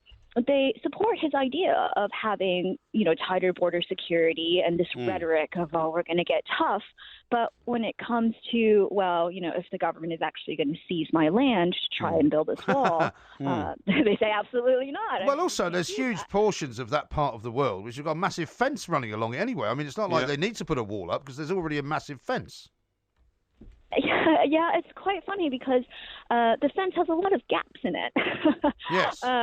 And there are definitely places where, you have sort of varieties on the fence. For example, in some places, especially down in Texas, where there's a big river that separates the Texas border from Mexico, there are a lot of levees. And then other places where the terrain is simply sort of not conducive to building any kind of structure, but also very, very hard to cross. Sure. And sort of what's been built so far apparently hasn't been particularly effective, mostly because there's a lot of private property that sort of borders the U.S.-Mexico border, and you sort of have to go around and get everyone to agree to get fencing or walls put up. And when George W. Bush tried to do it back in 2007, there were definitely a lot of lawsuits from private landowners to try and prevent him from building that. So you're right. There's fencing, but there's also gaps. There's also a lot of legal hurdles. There's a lot of variety on exactly what structures should actually go there. So that's one promise that Mr. Trump is. Right. But he has of course managed to do some of the stuff in terms of foreign policy that he said he would do. He's ratcheted up the sort of the temperature, if you like, with North Korea and with Russia as well. He has managed to reverse Obamacare. A lot of people also say there's a big row going on within the White House between Ivanka Trump's husband, Jared Kushner, who's his kind of chief of staff, and Steve Bannon, who's kind of the old-fashioned conspiracy theorist guy. What's your view of what's going on there? So there certainly does seem to be a divide between sort of the more populist, nationalist Mr. Bannon, who's sort of credited with getting Trump into the White House, and his son-in-law, his daughter, who up until very recently were in fact Democrats, as you know. But one thing I do have to sort of disagree with you on, it's not the case that he's gotten Obamacare repealed. There's a bill that's passed the House in order to do it, but it's also got to make it through the Senate, and it actually faces a lot of hurdles in the Senate because it was made to be quite right-wing in the House, and it stripped a lot of popular provisions that Obamacare provided that will have a hard time getting past a more centrist and a chamber that Republicans have a very narrow majority in the Senate. So that probably won't happen until after the summer if there's any kind of deal on that front. On foreign policy, I think you're right that there are some areas in which he's certainly kept some promises. I think the biggest one might be that he promised to bomb the shit out of ISIS. And certainly we've dropped a big bomb in Afghanistan. Today, he's approved a plan to arm Kurds in Syria to help fight ISIS near Raqqa. Okay. I'm sure the Turks will have something to say about that. Sure they will. But on that front, you're right. That's been quite quite an area of foreign policy that he's made headway on. And you're right, as far as ratcheting up the pressure on North Korea. He has, however, reversed on a lot of things that he said he was going to do with respect to China, and rather than labeling the Chinese as currency manipulators and getting tough on trade, he's sort of really leaned on Xi Jinping to try and help him with the North Korea situation. So it's sort of a mixed bag there. Some of his sort of particularly nationalist and isolationist supporters aren't so happy with his sort of foreign interventions, but they've been better received among sort of a wider swathe of Republicans who have probably less of an isolationist view as sort of the core of Mr. Trump's base.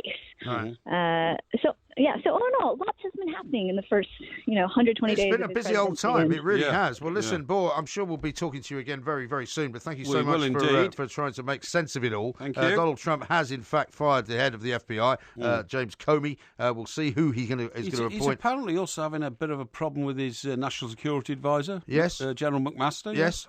Well, he's had a problem since he got rid of that guy Flynn, hasn't he? Who apparently was already fired by the Obama administration some time before. It's a bit of a mess, to be honest, the whole place. But of course, the trouble now is with Trump is that if you're a Trump supporter, you will blame the media for focusing on things that are going wrong, instead of saying that lots of things are going right. And if you're a Trump enemy, of course, you'll be saying the man's a madman. Don't let him anywhere near the nuclear button. That's right. But so far, it's certainly proven to be very interesting stuff. We'll have more of that coming up shortly. Right now, it's TalkSport.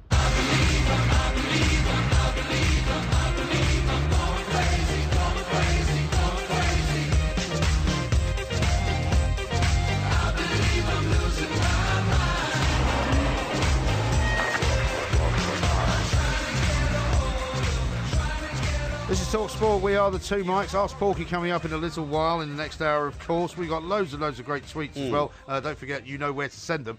You are at the two mics, at Mike Parry, at IROMG. Fascinating stuff there from Washington. It must be a great time, actually, to be working around the White House. Oh, yeah. Because, I mean, whatever you say about Donald Trump, he's certainly making headlines, isn't he? Oh, definitely, yeah. I think there are still hundreds of jobs unfilled in Washington, which isn't unusual when a new president comes into town, because the actual transfer of labour, you know, the actual people, it takes months and months and months, because, you know, they all live in those sort of tenements around Capitol Hill and all that kind of stuff. Well, not really tenements. Well, yeah. I mean, it's quite a nice way to live. Yes, but I'm talking about the interns. All these interns turn up. They do it for free. But most of the interns come from very, very wealthy backgrounds. They don't need the money. They do, but they live like students, if you see what I mean, and because there's not a lot of accommodation spare in Washington. They live like housewives. Yes, that's the line from the Talking Heads. Yeah. How about this one from Ari? Did she just say bomb the out of ISIS? I think she did. So I hope you weren't offended by that. But, never mind. I hope not. No, you know. Anyway, here's another thing for you. We were talking earlier about Alex Jones. We've spoken about him before. Yes. Scottish Bull says, I'm hearing on the grapevine that Alex Jones is going to be the new director of the FBI. That is never going to happen. There's no way. This is a mad conspiracy theorist absolutely. from Texas, No, he spends most of his life shouting at people. There's no way they can make him head of the FBI. Can't happen. That is not going to happen. Mustn't happen. No. Won't happen. Exactly right. Now then, getting away from politics for a bit, are you getting worried about the drought? Well, I was the one that brought it to your attention, I think you'll find, a few days ago. I think it was one day last week, wasn't it? Yes, where I told you that in parts of this country, including Stockbroker Belt, Surrey, where you live, several water companies are going to be telling you that you're not supposed to have a shower, you're not supposed to have a bath. Well, it's not quite got to that You're not supposed to wash your car with anything other than a sponge and a bucket. That's the way it's going, though. What's worrying me is that I've seen the rain table. The far north of Scotland's still getting plenty of rain, so that's not such a problem for the whiskey makers. But for the beer makers down in England, particularly down towards the southeast, there ain't going to be enough water around to make beer. Now, that is a problem. That could be a problem because in the summertime you want to drink a lot of beer. In the summertime when the weather is fine. It's going to need quenching. But, I mean, you will know more about this than I will. Surely the beer that will be consumed in the summer months, right, for the next, say, I don't know, say the beer that we will be drinking in June and July and August, that's already been made, hasn't it? No, because what happens is... I'm certain. When the summer months come, the demand sort of picks up so enormously quickly that they... I mean, for instance, if you take certain beer chains, they actually buy beer on what's like the beer spot market because they can get it cheap because it's, reached a certain date and all that kind of stuff. So that beer has got to be replaced by new beer. No, breweries are brewing all the time, like 24 hours a day. No, I get that. But what I'm saying is that the beer that will be drunk by us over the course of the next 2 or 3 months. Right. My point is it's already been made.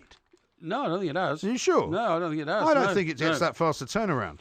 Oh, no, it does. No, I don't think so. It does. Well, hang on. Why do you think... I mean, for example, let's pick a name out of the sky and not give it any particular relevance. But say, for example, Stella, right? Yeah, well, that's all imported anyway. That's what I'm saying. So the beer that you will drink, and you sometimes drink that, when it's hot, you'll have a lager shandy, right? I will. No, I'll have a lager with a splash of lime cordial in it, actually. Well, that's a lager shandy, isn't it? No, it's not. No, that's lager and lime. Lager and lime, which is the most popular drink in this country, is it? by the way. Yeah. Okay, well, you don't want to drink too much lime, because it has a deleterious effect on certain parts of your body. Anyway, the point is that the Stella that you will be drinking... But it's good for the scurvy. Well, you haven't got scurvy, have you? No, I haven't got scurvy. Well, maybe that's why. And nobody's really had scurvy for quite a long time, by the way. Okay, go on. If you're getting scurvy, you're mixing with the wrong people. Yeah, that's true. Anyway, what I was going to say to you is the Stella that you will drink over the next few months, May, June, July, August, I would suggest to you is already here. It's already been made. It is not going to be in any way affected by a shortfall of water. Well, is it? I think that's lager, and most lagers brewed abroad. I'm talking about the good British beer, which is made by all these new emerging, what are they called? Yeah, but you don't like any of that stuff. They're called pig breweries or something, aren't they? What are they called? Microbreweries. Micro, that's right, microbreweries. What's a pig brewery? Well, I'm mixing a microbrewery with a micro pig, because a micro pig is the new animal, isn't it? Which all these trendies carry around in their handbags. No, they don't. No, they do. When have you seen anyone carrying a pig around in his handbag? Well, I personally haven't, but I don't walk around in Notting Hill, which is a trendy part of this country. Really? But I can tell you that is what's going on. I see. But the microbreweries... But you like that horrible London Pride beer, don't you? I do like London Pride. Which is booked. I mean, I'll tell you what. If you're drinking London Pride throughout the summer, they made that probably last year. No, I don't think they did. That is not a real ale that you should really honestly call a proper real ale. But what I'm thinking of is this. If I go sometimes to my bouverie on the south coast, right? Your what? My bouverie. Bouverie? Yes. That's like a hideaway type word. You sure? Yeah, certain, yeah. And you sometimes don't mean you're sort of bivvy, do you? No, not my bothy, no. Bivvy? No. Sometimes I go across the water at Portsmouth, and then I go sort of one stop up on the railway line to the north, and I end up like in the Guildhall area of Portsmouth, okay? Yeah, terrible place, that. I've been there, thanks. No. I've been there. We did a show there. Honestly, it's been renovated. What, since we did a show? Since we did a show. What, so it's been completely transformed into a place of great beauty and interesting people. Look, I'm not going to argue that with you. We haven't got time. What I'm saying is that just up the road there is a fantastic restaurant stroke pub stroke microbrewery. Oh, yeah. And you go in there and you actually see the beer being made, and then they serve this fantastic Sunday lunch, and a few glasses of Pinot and all that kind of stuff. I don't know. But you don't know what the name of it is? No, but I recognise it when I get there, don't I? And if I could say to you that they are making beer on a daily basis, and if they were suddenly restricting the amount of water that they could pump into their business, they wouldn't have any beer. So those are the sort of businesses that are going to be affected by the weather. Well, you say that. And I mean, I'm not sure what that's about true. the growing of hops? What about the growing of hops? Well, you can't grow hops if you haven't got any water to irrigate the land. Yeah, but my point to you is that the beer, this is my whole point to you, which you seem to be incapable of understanding, is that all of the beer that's already ready to go and to be sold in pubs has already been made. No, you keep saying that. I don't think it has. Well, of course it has. I don't think if you're talking about one tiny little microbrewery which makes its own beer in a pub and sells it in a pub in Portsmouth, then it's very possible that perhaps that will be affected. Affected, yeah. But that's not the bulk of where beer comes from in this country. You say that. By the way, a lot of people over the weekend were Yes. tweeting me pictures of Portsmouth and the dressing room. There's a guy celebrating with the team at Portsmouth, who were obviously promoted. Yeah. Well, it looks very like you. Some people were saying, are you sure that's not Porky in the No, dressing definitely room? wasn't me. Honestly, I wasn't there. Why were you not there taking part in Portsmouth's sort of joyous day? Well, unfortunately, I had other things to do on the day, but I am delighted, absolutely delighted that Portsmouth got up because, they're a big club. Fell on hard times due to mismanagement behind the scenes, as usual. That's what happens with these things, and I have to say I'm delighted they're back. On the way back, I should say, but they've got a long way to go to get back up to the top, which is where they belong, because they get very good crowds. Yes. Yep. Okay. Now, I'm looking at the translation and meaning of bouverie in the English dictionary, and I'm afraid there is no such word. Right, okay. Well, although they are referring to a bloke who was some kind of English theologian. No. Who had Bouverie as part of his name. No, I can fully accept that it's a colloquial word. Right. And it's the one you made up. Don't worry too much about that. Now, I'm not really, no. Now, are you getting worried about these increasing cases of people on small motorbikes riding round, mounting the pavement, smashing you on the head with a hammer and nicking your telephone? Well, I don't think it's very nice, is it? No, it's really, certainly shocking. not. I mean, some of them are carrying around hammers. Yeah. Some of them are using swords. That's right. Machetes. Yes. Well, do you remember I told you the story a long time ago? A few years back when I used to take the bus home before I had the car in situ. Yes, that's right. And these two guys on push bikes tried to grab the phone out of my hand when I was standing at the bus stop. Yeah, I remember. 6 o'clock in the morning. I remember. And certainly there seems to have been a bit of a rash of that kind of thing going on because that's happening as well. But this is taking on a new sort of violent aspect, isn't it? It certainly with is. These guys, because I was listening to a report on it today, and apparently in the city of London there have been cases where people actually, without having their phone out, have been surrounded by these guys and asked for the phone and told, you give us your phone or else we're going to hurt you. We're going to hurt you. And they pick out a hammer, pick out a machete. In fact, I was telling my daughter only this evening to be very careful. Be very careful not to get her phone out in a public place. I totally agree. Which is a terrible thing, really, isn't it? Yeah, of course it is. In a civilised society, it shouldn't be allowed to happen. Absolutely disgraceful. I mean, in Italy, of course, this has been happening for years, where they had the guys on the back of Lambrettas.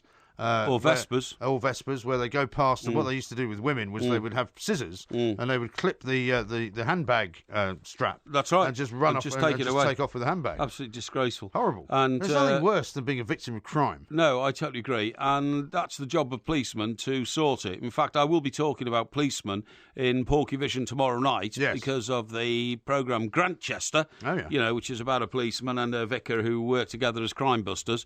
I've got some very harsh things to say about about That's not a programme you've liked in the past, Well, you have to wait till tomorrow for the verdict. All right. Now, how about this from Trevor? He says, Stella Artois brewed under licence at Northampton for UK market. Excellent. He says it's weaker than the real stuff brewed in Belgium. Whatever it is, Trevor, I can tell you that they will have brewed whatever it is it will be drinking between now and the end of this year already. That's right. They will not be, relying on water. Maybe. When they say that was brewed in Northampton, by the way. Yeah. I remember trying to impress a young lady once. I've told you this story already.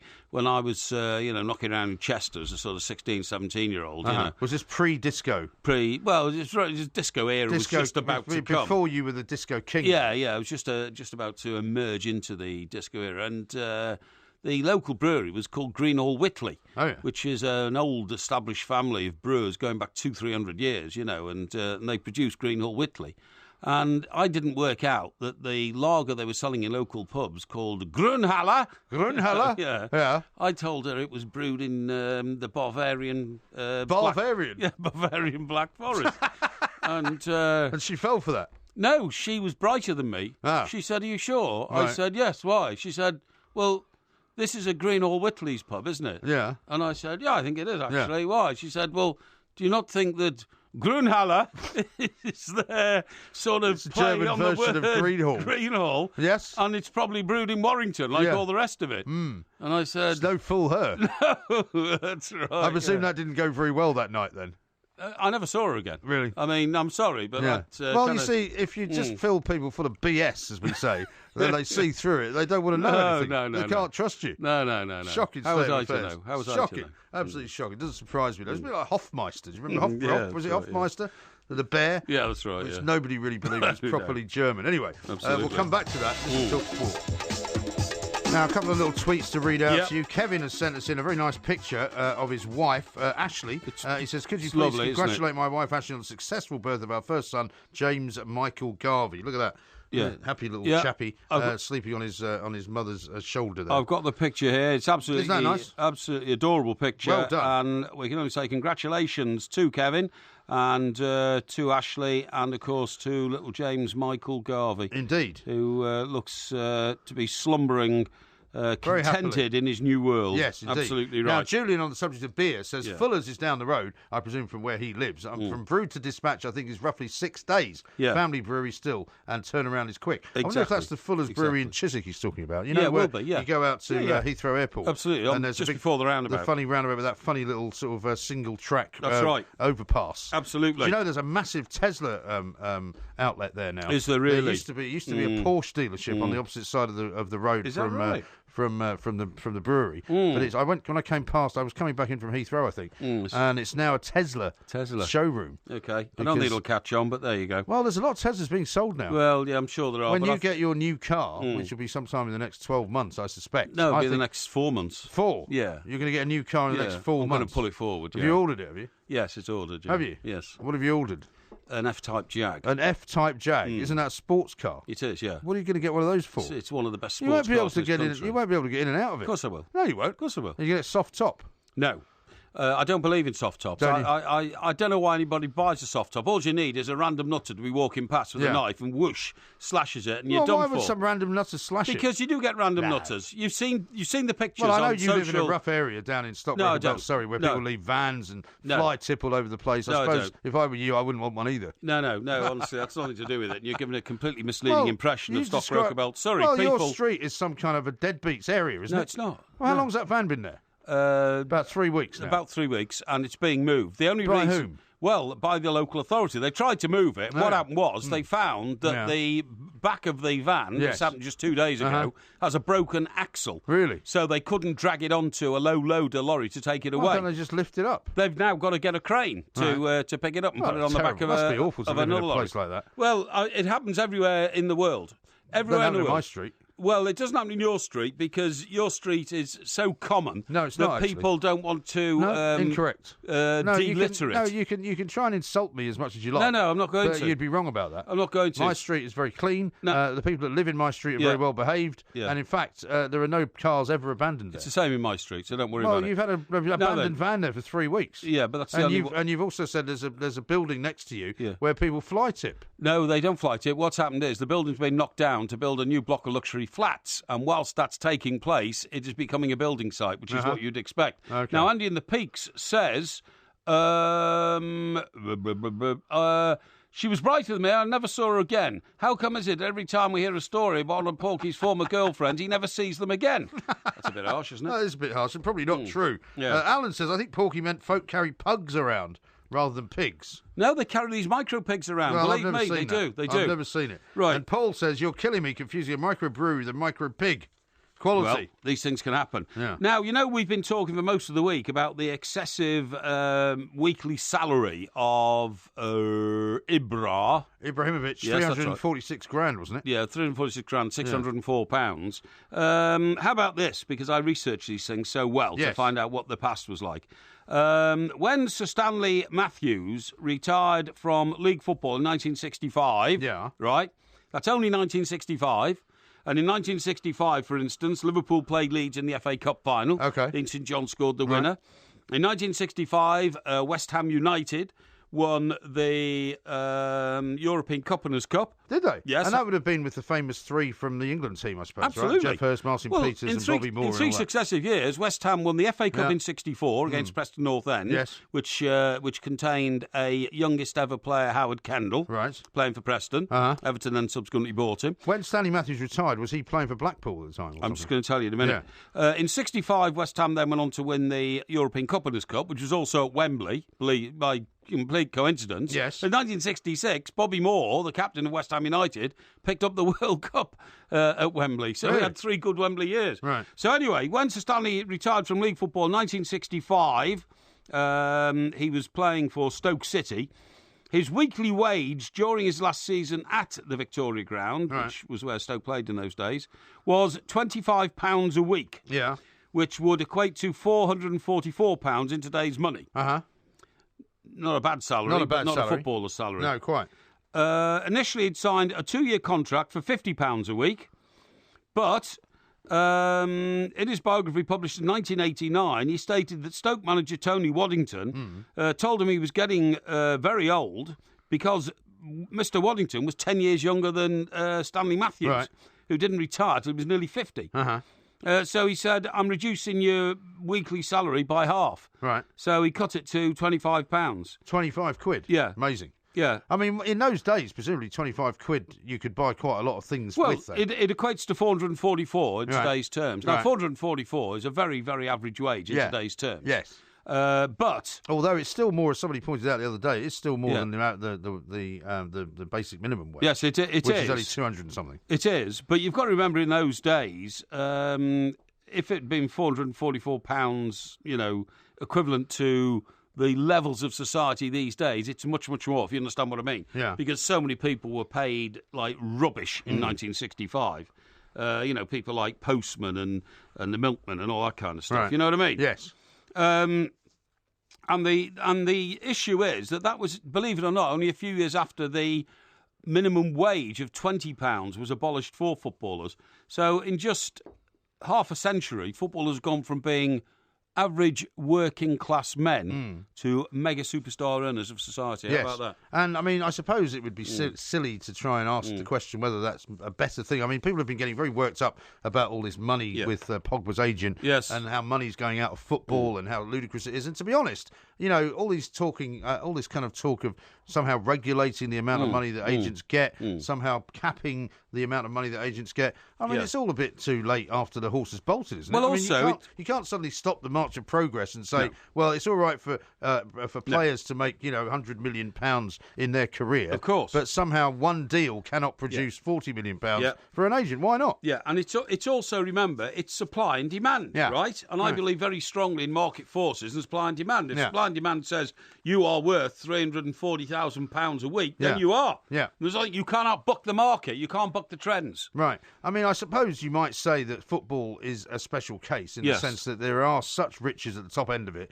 and such poverty at the bottom end of it that there might be some way to try and somehow level that playing field. But I don't know how you do it. Well, that's communism. Well, and I don't know how you do doesn't it. work. That's what I'm saying. There's not really a way of doing it without in some way regulating everything. There's never been a successful communist economy anywhere in the world, ever. It does not work. That's why it's collapsed everywhere it's happened because in the end of the day, market forces get around it. Yes. Now, I hope we're going to find some time on the show tonight, this morning, for me to tell you about the history of the yew tree, which is... The yew tree? Yeah, it's incredible. It's incredible. And do you know why it's so fascinating? It was Operation Yew Tree. No.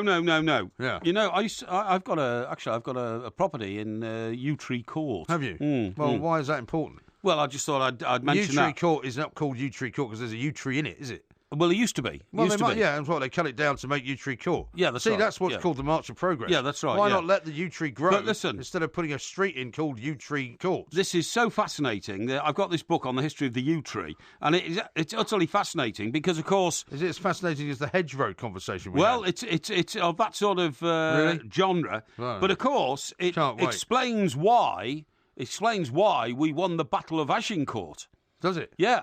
Because our yew trees in this country were better than the French yew trees. And that's what they made the bows from, is that what you're telling me? Not only did they make the bows out of it, but you know that they would soak a piece of yew for 100 years before they'd make a bow out of it. 100 years? Yeah. Soak it in what? Water. Really? Yeah, to strengthen it. Are you sure? Absolutely certain. I don't think that sounds right. They must have put more than water in it. No. Vinegar? No, not at all. Not at all. They soak them in water, okay, all right. And it is a fascinating study. I mean, really, really interesting. Really? And I think I should get into it when we've got a minute on the show. Okay, well, let's see if we can find a minute sometime between now and the end of the year. Yeah. This is Talk Sport. Yeah.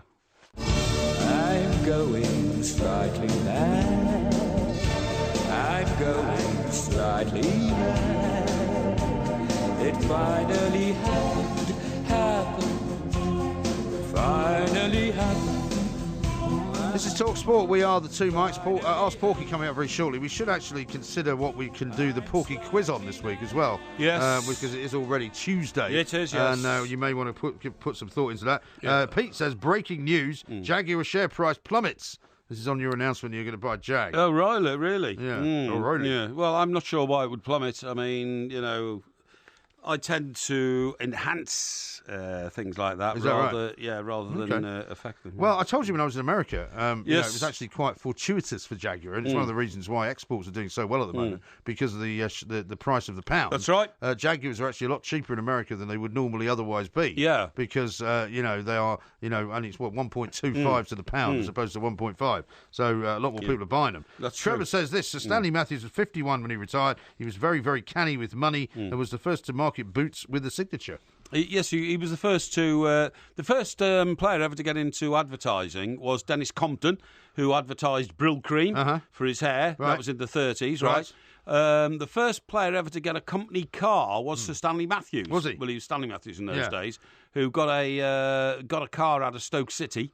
As a sort of, it was the start of the idea of giving people company cars, because then in those days, in post-war years, there were all sorts of regulations on taxes and things. So you give somebody a car, and that's where the company car deal came from. It was a perk of the job, wasn't it? It was a perk of the job, yeah.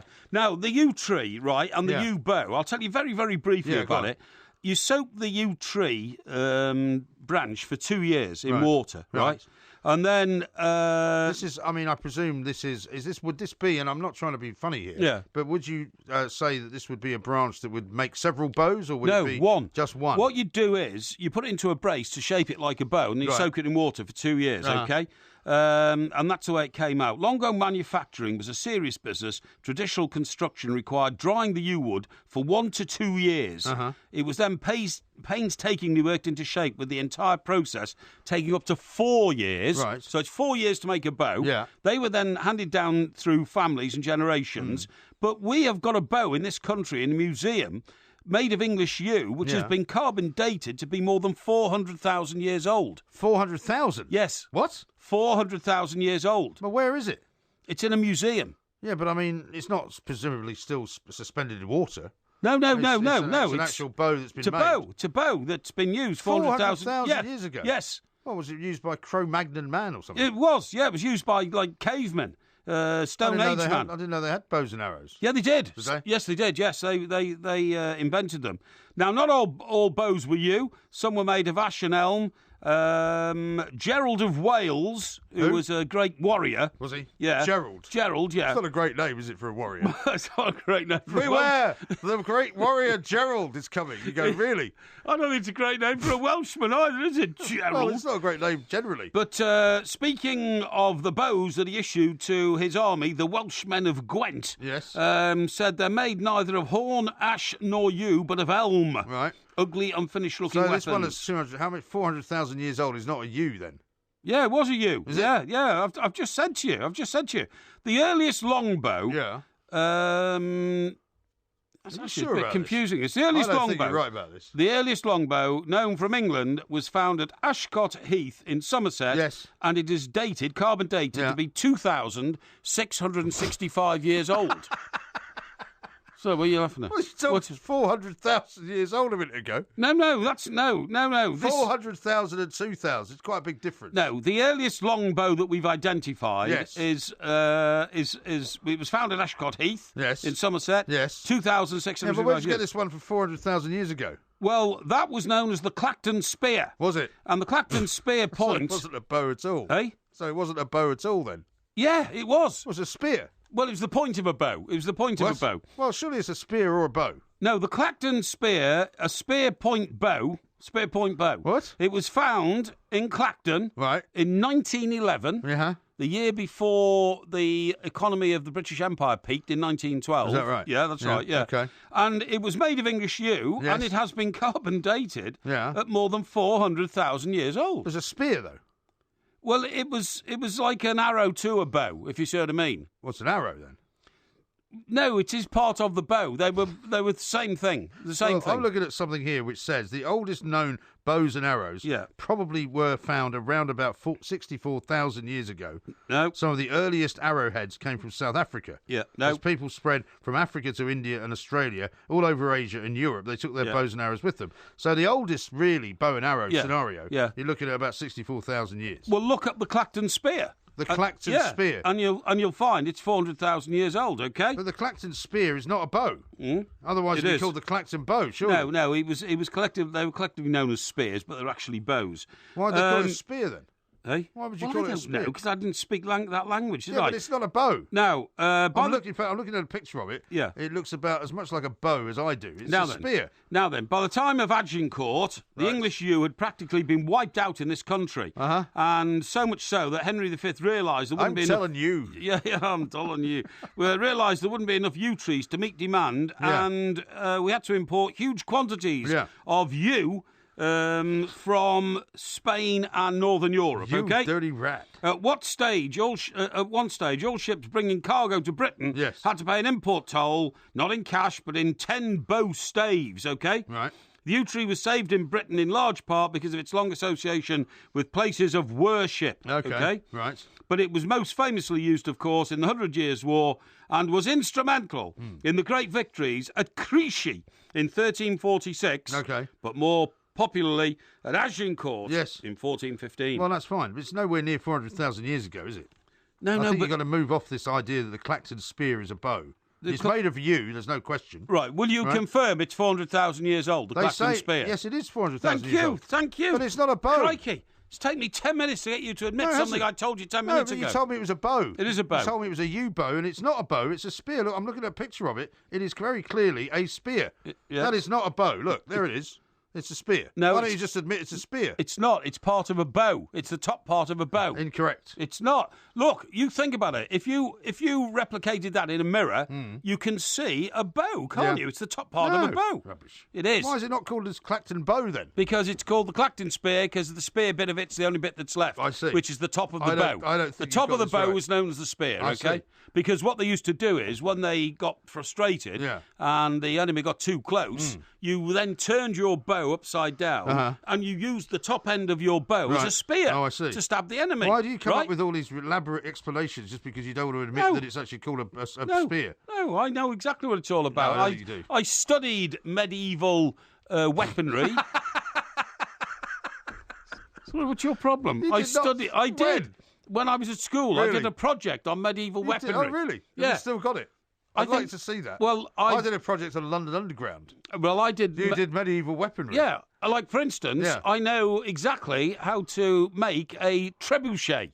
Do you? Yeah. A trebuchet? Yeah. How would you make that then? Well, what you First do get is... a yew tree. Yeah, you can use a yew tree. Soak it in water for 400,000 years. You can use a yew tree because it's the spring in the trebuchet, which the trebuchet was most effective... Is that a catapult? Well, it's like a huge, big catapult. Yeah. And what you do is, if you want to be really unkind to the enemy, is hurl flaming balls over the wall into the castles. Yeah, flaming balls of oil. Yeah, that's right. Yeah, absolutely. Yeah. Absolutely. Well, why don't you make one? Have a little project for you. That'd be ridiculous. When you've got missiles that fly at, millions of miles a second, what maybe would you need a trebuchet Maybe we should do a quiz on medieval weaponry. Medieval weaponry? Yeah, well, I'd be quite good at that, actually. You're an expert on it. Studied it before, yeah. Well, we could do that. No, I don't think it's not a big enough subject, honestly. You don't think so? No. Well, I've already didn't have a lot of weapons, actually. Well, I mean, medieval weaponry goes back all the way to 400,000 years ago. Yeah. What about a Schonningen spear? Do you know what that is? A what? A Schonningen spear. No. Since you're an expert on these matters. No. This is also not a bow. It is a spear. And it's from the Paleolithic age, right? The Paleolithic, yeah. The Paleolithic age, that, right? Yeah. And it's made, it would appear from animal bones. Yes. Right? Yes. And the sites of most of the finds, right, are you would have to say, over large areas of German forest. Oh, okay. Like the Black Forest? Not necessarily the Black Forest, but other areas of that particular part of the continent of Europe. Right. Apparently, one of 13 Paleolithic places of discovery have been found in the open-cast lignite mine. I find that very interesting. Yeah, it's fascinating, really isn't it? I do. And Schonningen, of course, is a district of Germany. It certainly is. And they're also between 380 and 400,000 years old. Yes. But they didn't have the ability to make them into bows. Well, you see, that's because they weren't bright enough. Yeah. More unique wooden artefacts were found at the place of discovery of the Wild Horse Hunting Camp. Well, there you go. I could have told you all that, you see. A wooden tool. A wooden tool, indeed. Yeah. I tell you what I want to tell you about. What do you want to tell me about? This is absolutely true. Yeah. Right. It's nearly time for Ask Porky. Yeah, I know it is. But you've got to be very careful with old Ziggy the dog. I'm very concerned because...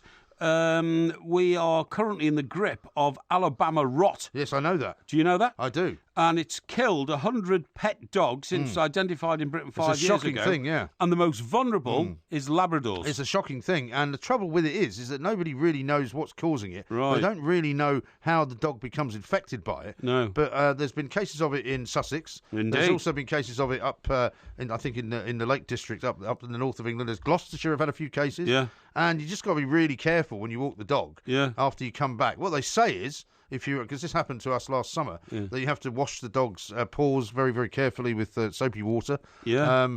But if they get this kind of sore, terrible on their leg, apparently it causes kidney failure. It's awful. Well, the first sign of Alabama rot is a skin sore that's not caused by any injury the dog is known to have suffered. It just comes up, and you're absolutely right about the renal failure and kidneys, because this disease is so deadly. It's known as cutaneous and renal glomerular vasculopathy, and that's known as CRGV, and it's got a fatality rate of 80% if your dog gets it. It's a shocking thing. It really is, yeah. I mean, I read a story, in fact, over the weekend of a terrible case. I think it was a Labrador, black Labrador. Yeah. And the owners were just like, we couldn't do anything. The dog became so weak because of the kidney infection. It's terrible. The dog just died. There was nothing they could do. It's shocking. The lesions are most commonly found below the elbow or knee on the dog's belly or muzzle. They can also be seen on the tongue. They appear as distinct swelling, a patch of red skin. The dog will lick at the sores. Within 2 to 7 days, affected animals develop outward signs of kidney failure, which can include reduced appetite, unusual tiredness, lack of energy.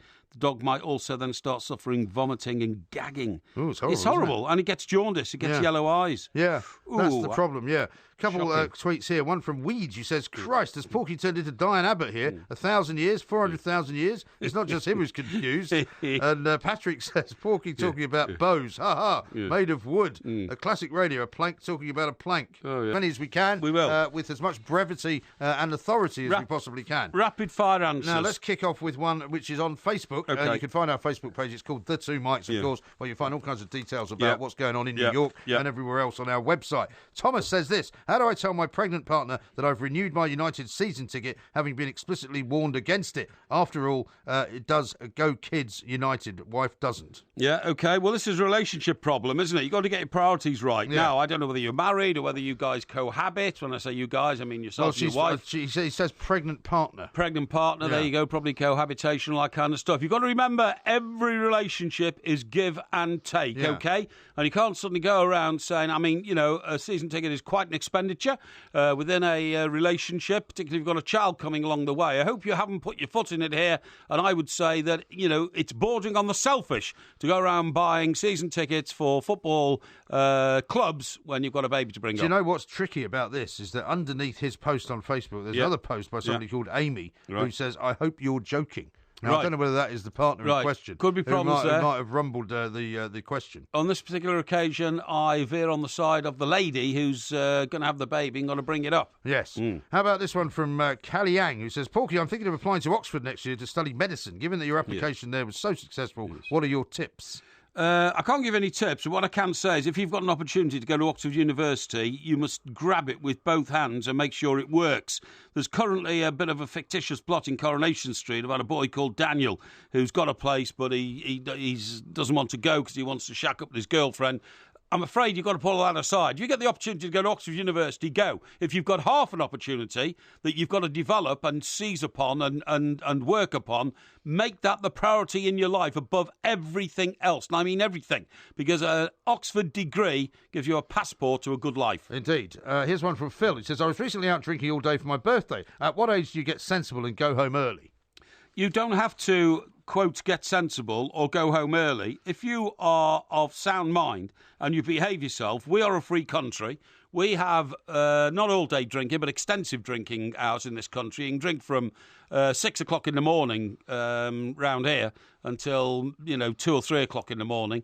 And you can do that sensibly on a rare occasion when you want to celebrate something. I'm not saying that you should do it, to indulge in great amounts of drink, but you can do it for celebrations and do it with a clear conscience. And if you don't get a clear conscience and you find that it makes you depressed and worried about your behaviour, then simply do not do it again. How about this one from the Verminator, who says, Chester Races starts tomorrow, which I presume maybe Wednesday today. Can you give me one horse for each race? Then that's all one less I have to worry about. No, I can't, because I haven't looked at the race cards. All I can tell you is it's a fantastic meeting. The Rue D in Chester is the only circular race course in the world.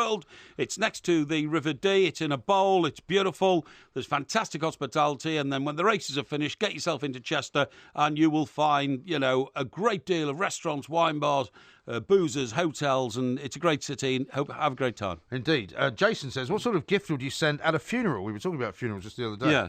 Well, I don't know why you'd send a gift to do a funeral. I'm sorry, I don't quite understand that. I mean, you send wreaths, don't you, as a mark of respect. But you don't send gifts to funerals, and frankly, that's a question I don't really understand. OK. How about this one from Brett, who says, my 8-year-old daughter Louise was wondering if you two had a fight, who would win? He says, my money's on MG. Well, it would depend on what sort of fight. If you're talking about a physical fight in a boxing ring, I would. I've had more experience of getting into boxing rings with boxing gloves on, twice been a champion.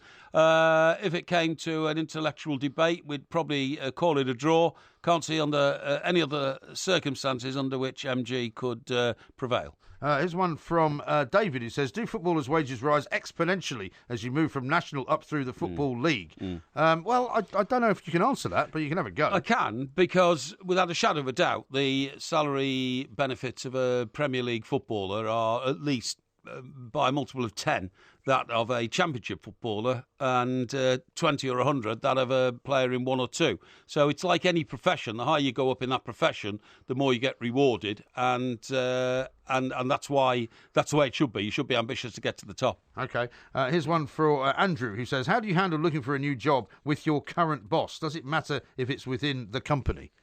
I think what he's talking about is if there's a job available inside the company you're in, does that have to be handled a bit more carefully? I would always be honest with your boss about it. When I made the break from provincial newspapers to national newspapers, I left the Birmingham Mail to go to the Daily Express, but I was very honest with my boss, who'd worked in national newspapers, about my ambitions, and he encouraged me to go and get it.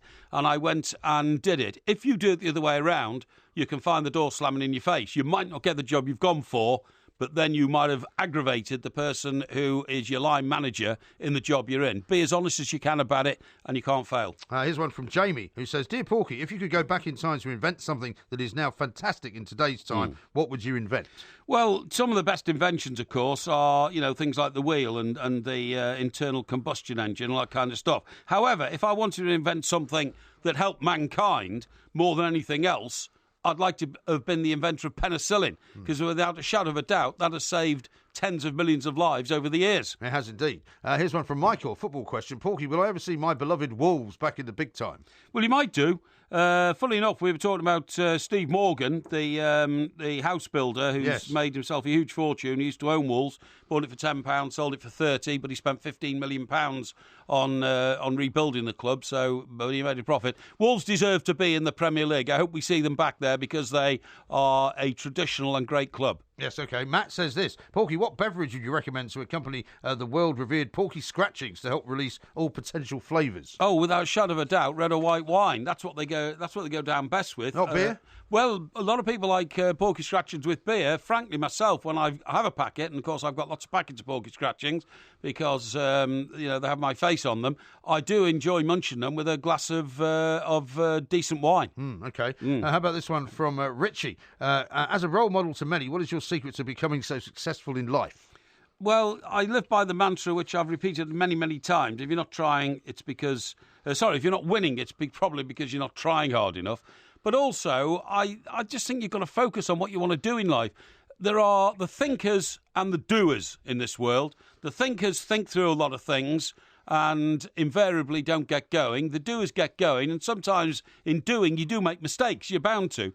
But at the end of the day, you take the satisfaction of knowing your capabilities and your limits. I'd say be a doer, don't be a thinker. Richard says this. You were given the opportunity to create the half-hour TV show of your own choice. What is it called and what's the premise? Maybe not quite so easy to answer in a quick question. No, it is. It's very easy to answer. I'd call it the Two Mikes. It would be largely recollections of the lives of Mike Graham and Mike Parry, where we've been, what we've done, how we've got to where we are now, and how we view the future. It would be sparkling and entertaining, and it would be a bit like Alias Smith and Jones, where we'd sit at a table and sort of stare into each other's visages and put the world to rights. Murray says this. Last week, my mum accused me of being addicted to your podcast. Any tips to pass my university exams over the next 2 weeks? Just work as hard as you possibly can. What I find is good, because I do this when I'm researching for the Porky quiz, is if you study in silence, you've got a much better chance of retaining information. If you study while the television's on in the background, or you listen to music, or some people say, "Oh, I do it when I'm listening to my podcast" and all that, you won't take that information in. So do it properly, do it seriously. Don't learn all the facts about your subject because you spread yourself too thin. If this subject's got 10 salient parts to it, learn 6 of them very well and don't worry about the other 4. OK. How about this one from Glenn, which is a rather pointed question. Yeah. Dear Porky, do you think that you will ever get to the bottom of how old MG and the independent quizmasters gerrymander the Porky quiz so that the Porky tribe can finally see justice? Well, I'm determined to try and crack that one in the end. However, for the time being, I just have to put up with the outrageous slings and arrows of misfortune and cope with them.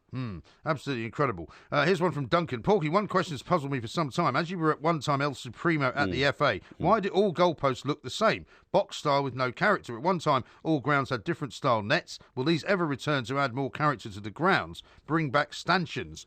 Was there not a case the other day of was it Bournemouth saying that they played with the wrong colour nets or something? Yeah, well, you can play with the wrong colour nets. Orange or white are acceptable. As for the back of the goal, this has been contentious for decades because certainly when you have a pole stretched away from the goal, that the net hangs on a line between the two poles, it's a much safer way of doing it. But it takes time and trouble and is expensive to set those sort of things up. The proper goal stanchions should not inhibit the game, and they are to lift the net at the back without dropping metal down that the ball can rebound off. Yeah, OK. Here's one from Ross. He says, Porky, I'm a season ticket holder at Newcastle United. This season has been great under Rafa. The time has come to renew my season ticket. Should I renew now and risk no investment from Mike Ashley, or wait to see if investment comes and risk losing my seat in the Gallowgate? No, you've got to renew now because the whole idea is you're into a new adventure. And I have to say that although Newcastle won the championship, they're champions champions there, and they've had a brilliant season. You've got to remember that it's a brilliant season in the second tier of English football. So don't get comfortable with seasons like that and think, oh, that was a great season. It wasn't a great season because you weren't in the elite league, which is where a club the size of Newcastle belongs. Okay. Phil says this: I'm buying a house and now want to reduce my offer by £5,000 after the stories about the housing market yesterday. Would you do it, or should I worry the vendors might subtly damage the house in some way? No. I will bow to your superior knowledge. No, they wouldn't damage the house in any way, because if they damage the house and the sale didn't go through, they've got to sell to somebody else. What you can do is you can reduce your offer if you want, because in this country we don't have sealed bid offers, which they do in Scotland. They did have, in fact, when I bought my house in Scotland. Right. That's right. And so when you make an offer, it has to stand. So what you can do, you can play brinksmanship, and 3 days before you're due to exchange contracts, not completion, but exchange, you can ring up and say, look, I've changed your mind here. Now, if you want to do that, then do it. But remember that the guy selling the house might just, or the lady selling the house might just say, I'm not being blackmailed like that, forget it, the deal's off. Yes. And then you are in a pickle because you've got to pay all your solicitor's fees, the search fees and everything else. So it's a risky old business. Be bold if you want, but be prepared to fail. Indeed. Joe says this: Porky, ahead of your trip to New York, I'd love to know what your favourite American food was, or was it just fish finger pyramids and pear flans over there? No, it was hamburgers, because they do them individually there, and they do them beautifully well. And I don't think I ever, did not enjoy a hamburger in New York. Yeah, they are very good, aren't they? Yeah, fantastic. Yeah, and they're made of real meat. I mean, yes. Well, we may have to enjoy some of those on our trip in September. That is, of course, Ask Porky. Thank you very much indeed. We're sorry if we didn't get to your questions. Some of them will be added in for next time, but there will be one same time next week. This is TalkSport. Yeah. But baby, you and I are not the same. You say you like the sun, I like the rain. So before we go, do it all again. You better catch your own train. A couple of more tweets to read out to you. Becky says this, is a big Chelsea fan, of course. She says, I'm relieved to hear Porky citing Antonio Conte will leave Chelsea to go back to Italy. That means a 10-year Conte dynasty now happening. Well, I'm not saying it will happen. I'm saying that is a speculation amongst the chattering classes in European football, okay? Yes. Yeah. Arthur says, alias Smith and Jones, says Porky. Perhaps he means Alas Smith and Jones. That's it, I do. And Peter says, I think you two are better suited to a film like the Steve Coogan and Rob Brydon The Trip films rather than a half-hour TV show. Yeah, somebody told me about those and said that they were very similar to what we do. No. But yeah, well, I mean, some people like Steve Coogan and some of the stuff he's done has been very funny. Yes. Some people don't like Steve Coogan. And Rob Brydon's all over the place, isn't he? Yeah, he is all over the place. I don't like people who get political just because they're in the public eye. We should keep their mouths shut. Yeah, right, okay. Now, I'll remind you of that next time we get political. Exactly. Now, let me ask you this. Caitlyn Jenner, okay? Caitlyn Jenner. Yeah. Yes. Now, Caitlyn Jenner is the person who went from being a man to a woman, right? Yep. Caitlyn Jenner was, in fact, Bruce Jenner. Bruce Jenner, who was, of course, an Olympic athlete. He won the decathlon at the Olympics in Montreal, okay? He did, yes. Now, he was also the face of the Breakfast of Champions, I think, wasn't he? He used to have his picture on. There was a cereal, breakfast cereal. Oh, really? Okay, his face was on. Okay. Now, what I have never understood is the relationship between Caitlyn Jenner and the Kardashian family, okay? Yes. Have you? Well, did he not marry one of the Kardashians? Well, I'm going to explain this to you now. I'm going to explain this to you now because... I mean, if you asked me to draw you a time sort of family tree of the Kardashians, I'd probably struggle, to be honest. Okay. Let me explain this to you. Yeah. Now, what Caitlyn Jenner is saying, this is a new book called The Secrets of My Life, right, by Caitlyn Jenner. It's been sent to me. Have a look. But this is the best explanation, or the most vivid explanation of this relationship I've ever heard. He says, when he was struggling to determine his sexuality, he said, I'd stolen makeup over the years, not only from Chris, who's Chris? I don't know. Is he talking about Chris Kardashian? Yes, he is, yeah. Right, so they're absolutely right. I'd stolen makeup over the years, not only from Kris Kardashian, but the rest of the Kardashian troupe. Kourtney and Kim and Khloe, and eventually Kendall and Kylie. You've already lost me. No, all right. That's bad, isn't it? I'm telling you. So I'll read this again. I'd stolen makeup over the years, not only from Kris Kardashian, but the rest of the Kardashian troupe. Kourtney and Kim and Khloe, and eventually Kendall and Kylie. in the above extract, what relation is Kim to Kylie? What? Who are Chloe, Courtney, and Kendall? Yeah. And why do all their names begin with the K? I've no idea. Sound. And their surname begins with K as well, of course. I can think of something else to call them. Which is so confusing. Yeah. Confusing. Yeah. And how is the narrator related to each of them? Yes. Now, get out your electric calculators. Right. As far as we are able to work it out, Kim Kardashian is the full sister of Kourtney Kardashian. Right. Okay. And the half-sister of Kendall. Is Kim the one that was robbed in Paris? I can't tell you that. Why? Because I don't know. All right. Right. So she's not the one that's married to Jay-Z. Well, I'm going to work this out. Hang on. Kanye West, isn't it? Kim is the full sister of Kourtney and the half-sister of Kendall. Kendall is the full daughter of the narrator, who is Caitlyn Jenner, okay? So the narrator of what? The narrator of this book. He's trying to explain the relationships, okay? Yeah. So I've got to start again now because you keep interrupting me. Well, because I'm trying to get it straight in my head. Yeah, right. Kim Kardashian is the full sister of Kourtney Kardashian and the half-sister of Kendall Kardashian. Kendall is the full daughter of Caitlyn Jenner. Right. Right. Who used to be Bruce Jenner. Yes. Okay. Right. And Kourtney Kardashian and Kim Kardashian are his stepdaughters. Yes.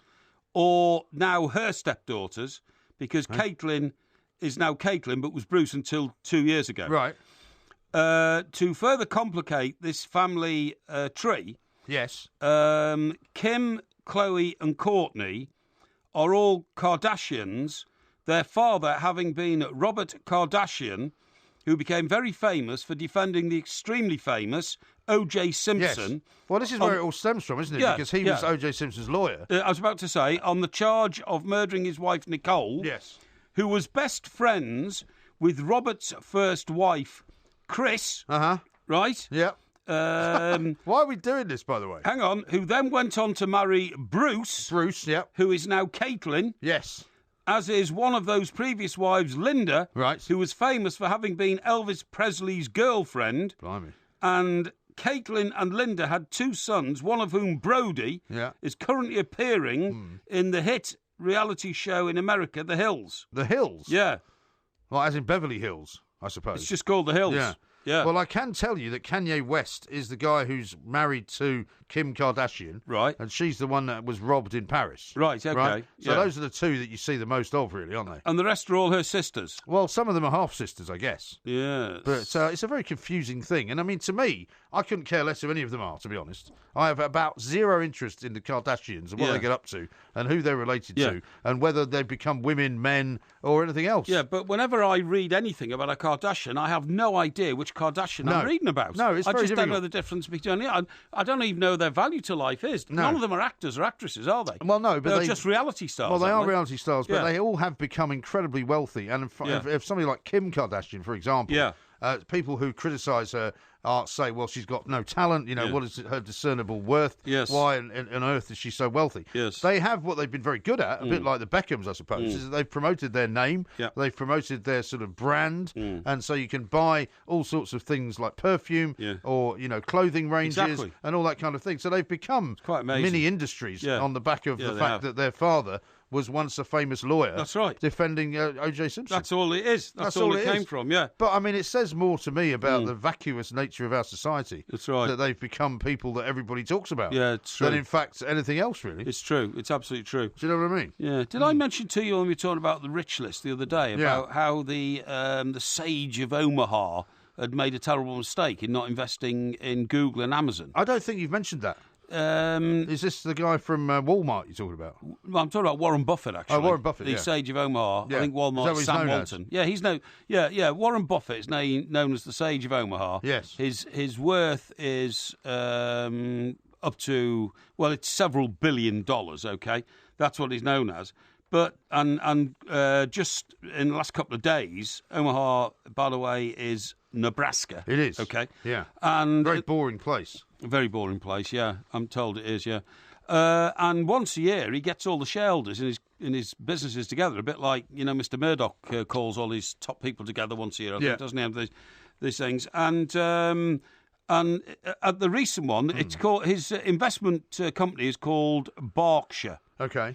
Berkshire Hathaway. He must be pretty old now, Warren Buffett. Right? He's 86. Right, there you go. Berkshire Hathaway. Yeah. And what he said at the most recent one was, because everybody thinks that he's the investment genius of the globe, Yes, okay? yes. But he says, I blew it with Amazon and Google. Right. He said, I've admitted I made major mistake by passing up chances to invest in tech giants Google and Amazon when they were startups, okay? Yeah. The Oracle of Omaha, 86, one of the most successful investors in the world, said I was just too dumb to foresee their growth and there's a lot of things I failed to spot during my life. The billionaire Mr. Buffett, who is among the world's richest men, recalled how the founders of the company now called Alphabet, which owns Google, came to see... Oh, yeah, they changed that recently, didn't they did, yeah. Came to see him with an investment prospectus shortly after it went public more than a decade ago. So, talking to investors at the annual meeting of his firm, Berkshire Hathaway, in Omaha, he said, I knew the guy, and so I had plenty of ways to ask questions about anything I wanted, or anything of the sort, and educate myself, but I didn't ask the right questions, and I blew it. The company was worth nothing in those days. It now has a market cap value of around $500 billion. So, if he'd have taken 5%. Just a little bit of it, yeah. Yeah. But, I mean, I suppose if you had come to even someone like him, who is meant to be quite smart at seeing what's coming in the future, and said that there will be an online organisation which does not actually have a shop, which will become the biggest retail outlet in the world. That's right. And it will have warehouses all over the world. That's right. And even, as you suggested a few weeks ago, possibly floating warehouses. That's right. People would have gone, nah. Yeah. People like to go shopping. Yeah. People don't want to shop online. They like to actually go and feel the products and buy it in the shop and walk away and take it home. They don't want to sit there waiting for it to be delivered. That's right. And it's been quite an incredible revolution. Yeah. And anyway, it doesn't get better. He said, I also underestimated Jeff Bezos, the founder of online retailer Amazon, who passed upon the chance to invest in his firm, which you've just mentioned, which was worth nothing then, which now has a market capitalisation of $343 billion. Amazon? Yeah. I was too dumb to realise what was going to happen. I did not think he could succeed on this scale. I underestimated the brilliance of the execution of his plan. Yes. It takes a lot of ability to do what he's done. I didn't think he had it. So if you'd have taken 5% of that as well... Yes. That would be a collective $10 billion. It would. But I don't suppose he's suffering any, is he? Because he's still got, 5% of an awful lot else. I think these guys see it more as a pride thing. Yes. I didn't spot the opportunity and all that kind of stuff. And I suppose it grinds their gears to see maybe somebody else getting in on the act. Yeah, that's right. Well, because also when they look at people like Zuckerberg, and they look at this guy who did it when they were about 21 or 22. Yeah, they must wonder how on earth somebody could come up. It's like when ordinary people like you and I go, why couldn't you have invented bottled water? That's right. Or wheelie bins. Yeah. Or things which are now absolutely do you know the mill. one that I really hate myself for? Remember when I was about 15 and we used to go on package holidays to Spain. I was always, by my mum and dad, made to haul this massively heavy suitcase around, through the airport. Without the wheels on it, And why didn't I think, why don't I put some wheels on this suitcase? Well, because also, easier? is it not the case in those days as well? You just had put up with it because you didn't think you could change anything. No, exactly. There was no kind of culture of going, no, I know what we can do. We can make this better. But even if I'd have thought about not even put wheels on the suitcase, but inventing like a skateboard type device to put the suitcase on. You know what I mean? That would have made sense. Yeah. Well, never mind. Nick says I could have been a multi-millionaire by the time I was 18. Instead of a bum, which is what I am. Nick says this, that's Friday's quiz sorted. The Kardashian clan. Porky would be forced to lie down afterwards to darkened room. I would do. I think I would as well. Yeah. I don't think even the independent quizmasters could manage to come up with a quiz about that. I don't either. Absolutely disastrous. But anyway, tomorrow we'll have to name the quiz and name the subject and come up with it all. Indeed. Think we can manage that? Of course we can. Don't forget, go to the2mics.co.uk, check out the New York trip. If you want to come to New York and watch us, we're doing a live show there in September. If you can't make it, by all means, watch it live on the stream on Facebook, which is what we're setting up as well. Lots more to come, of course. Tomorrow, Porky Vision is back, and a Porky quiz on Friday. This is TalkSport.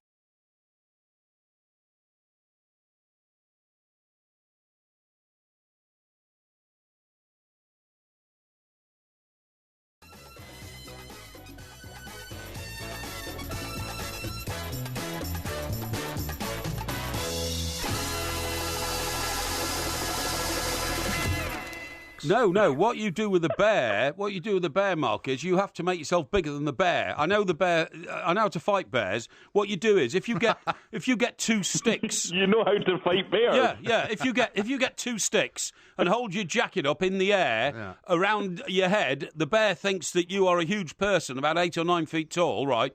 And the bear will run away. What you must avoid... With no head. Hey? Well, it thinks you're a huge person with no head. Well, they think you're a huge object. What you must avoid, Mark, is if the bear gets you on the ground and he's got his left foot on your back, then you have had it, mate, because he regards your buttocks as the lovely, mushy, fleshy part of a human being that you eat while the human's still alive. Hey. It's not a good way to go. I have to say, I watched...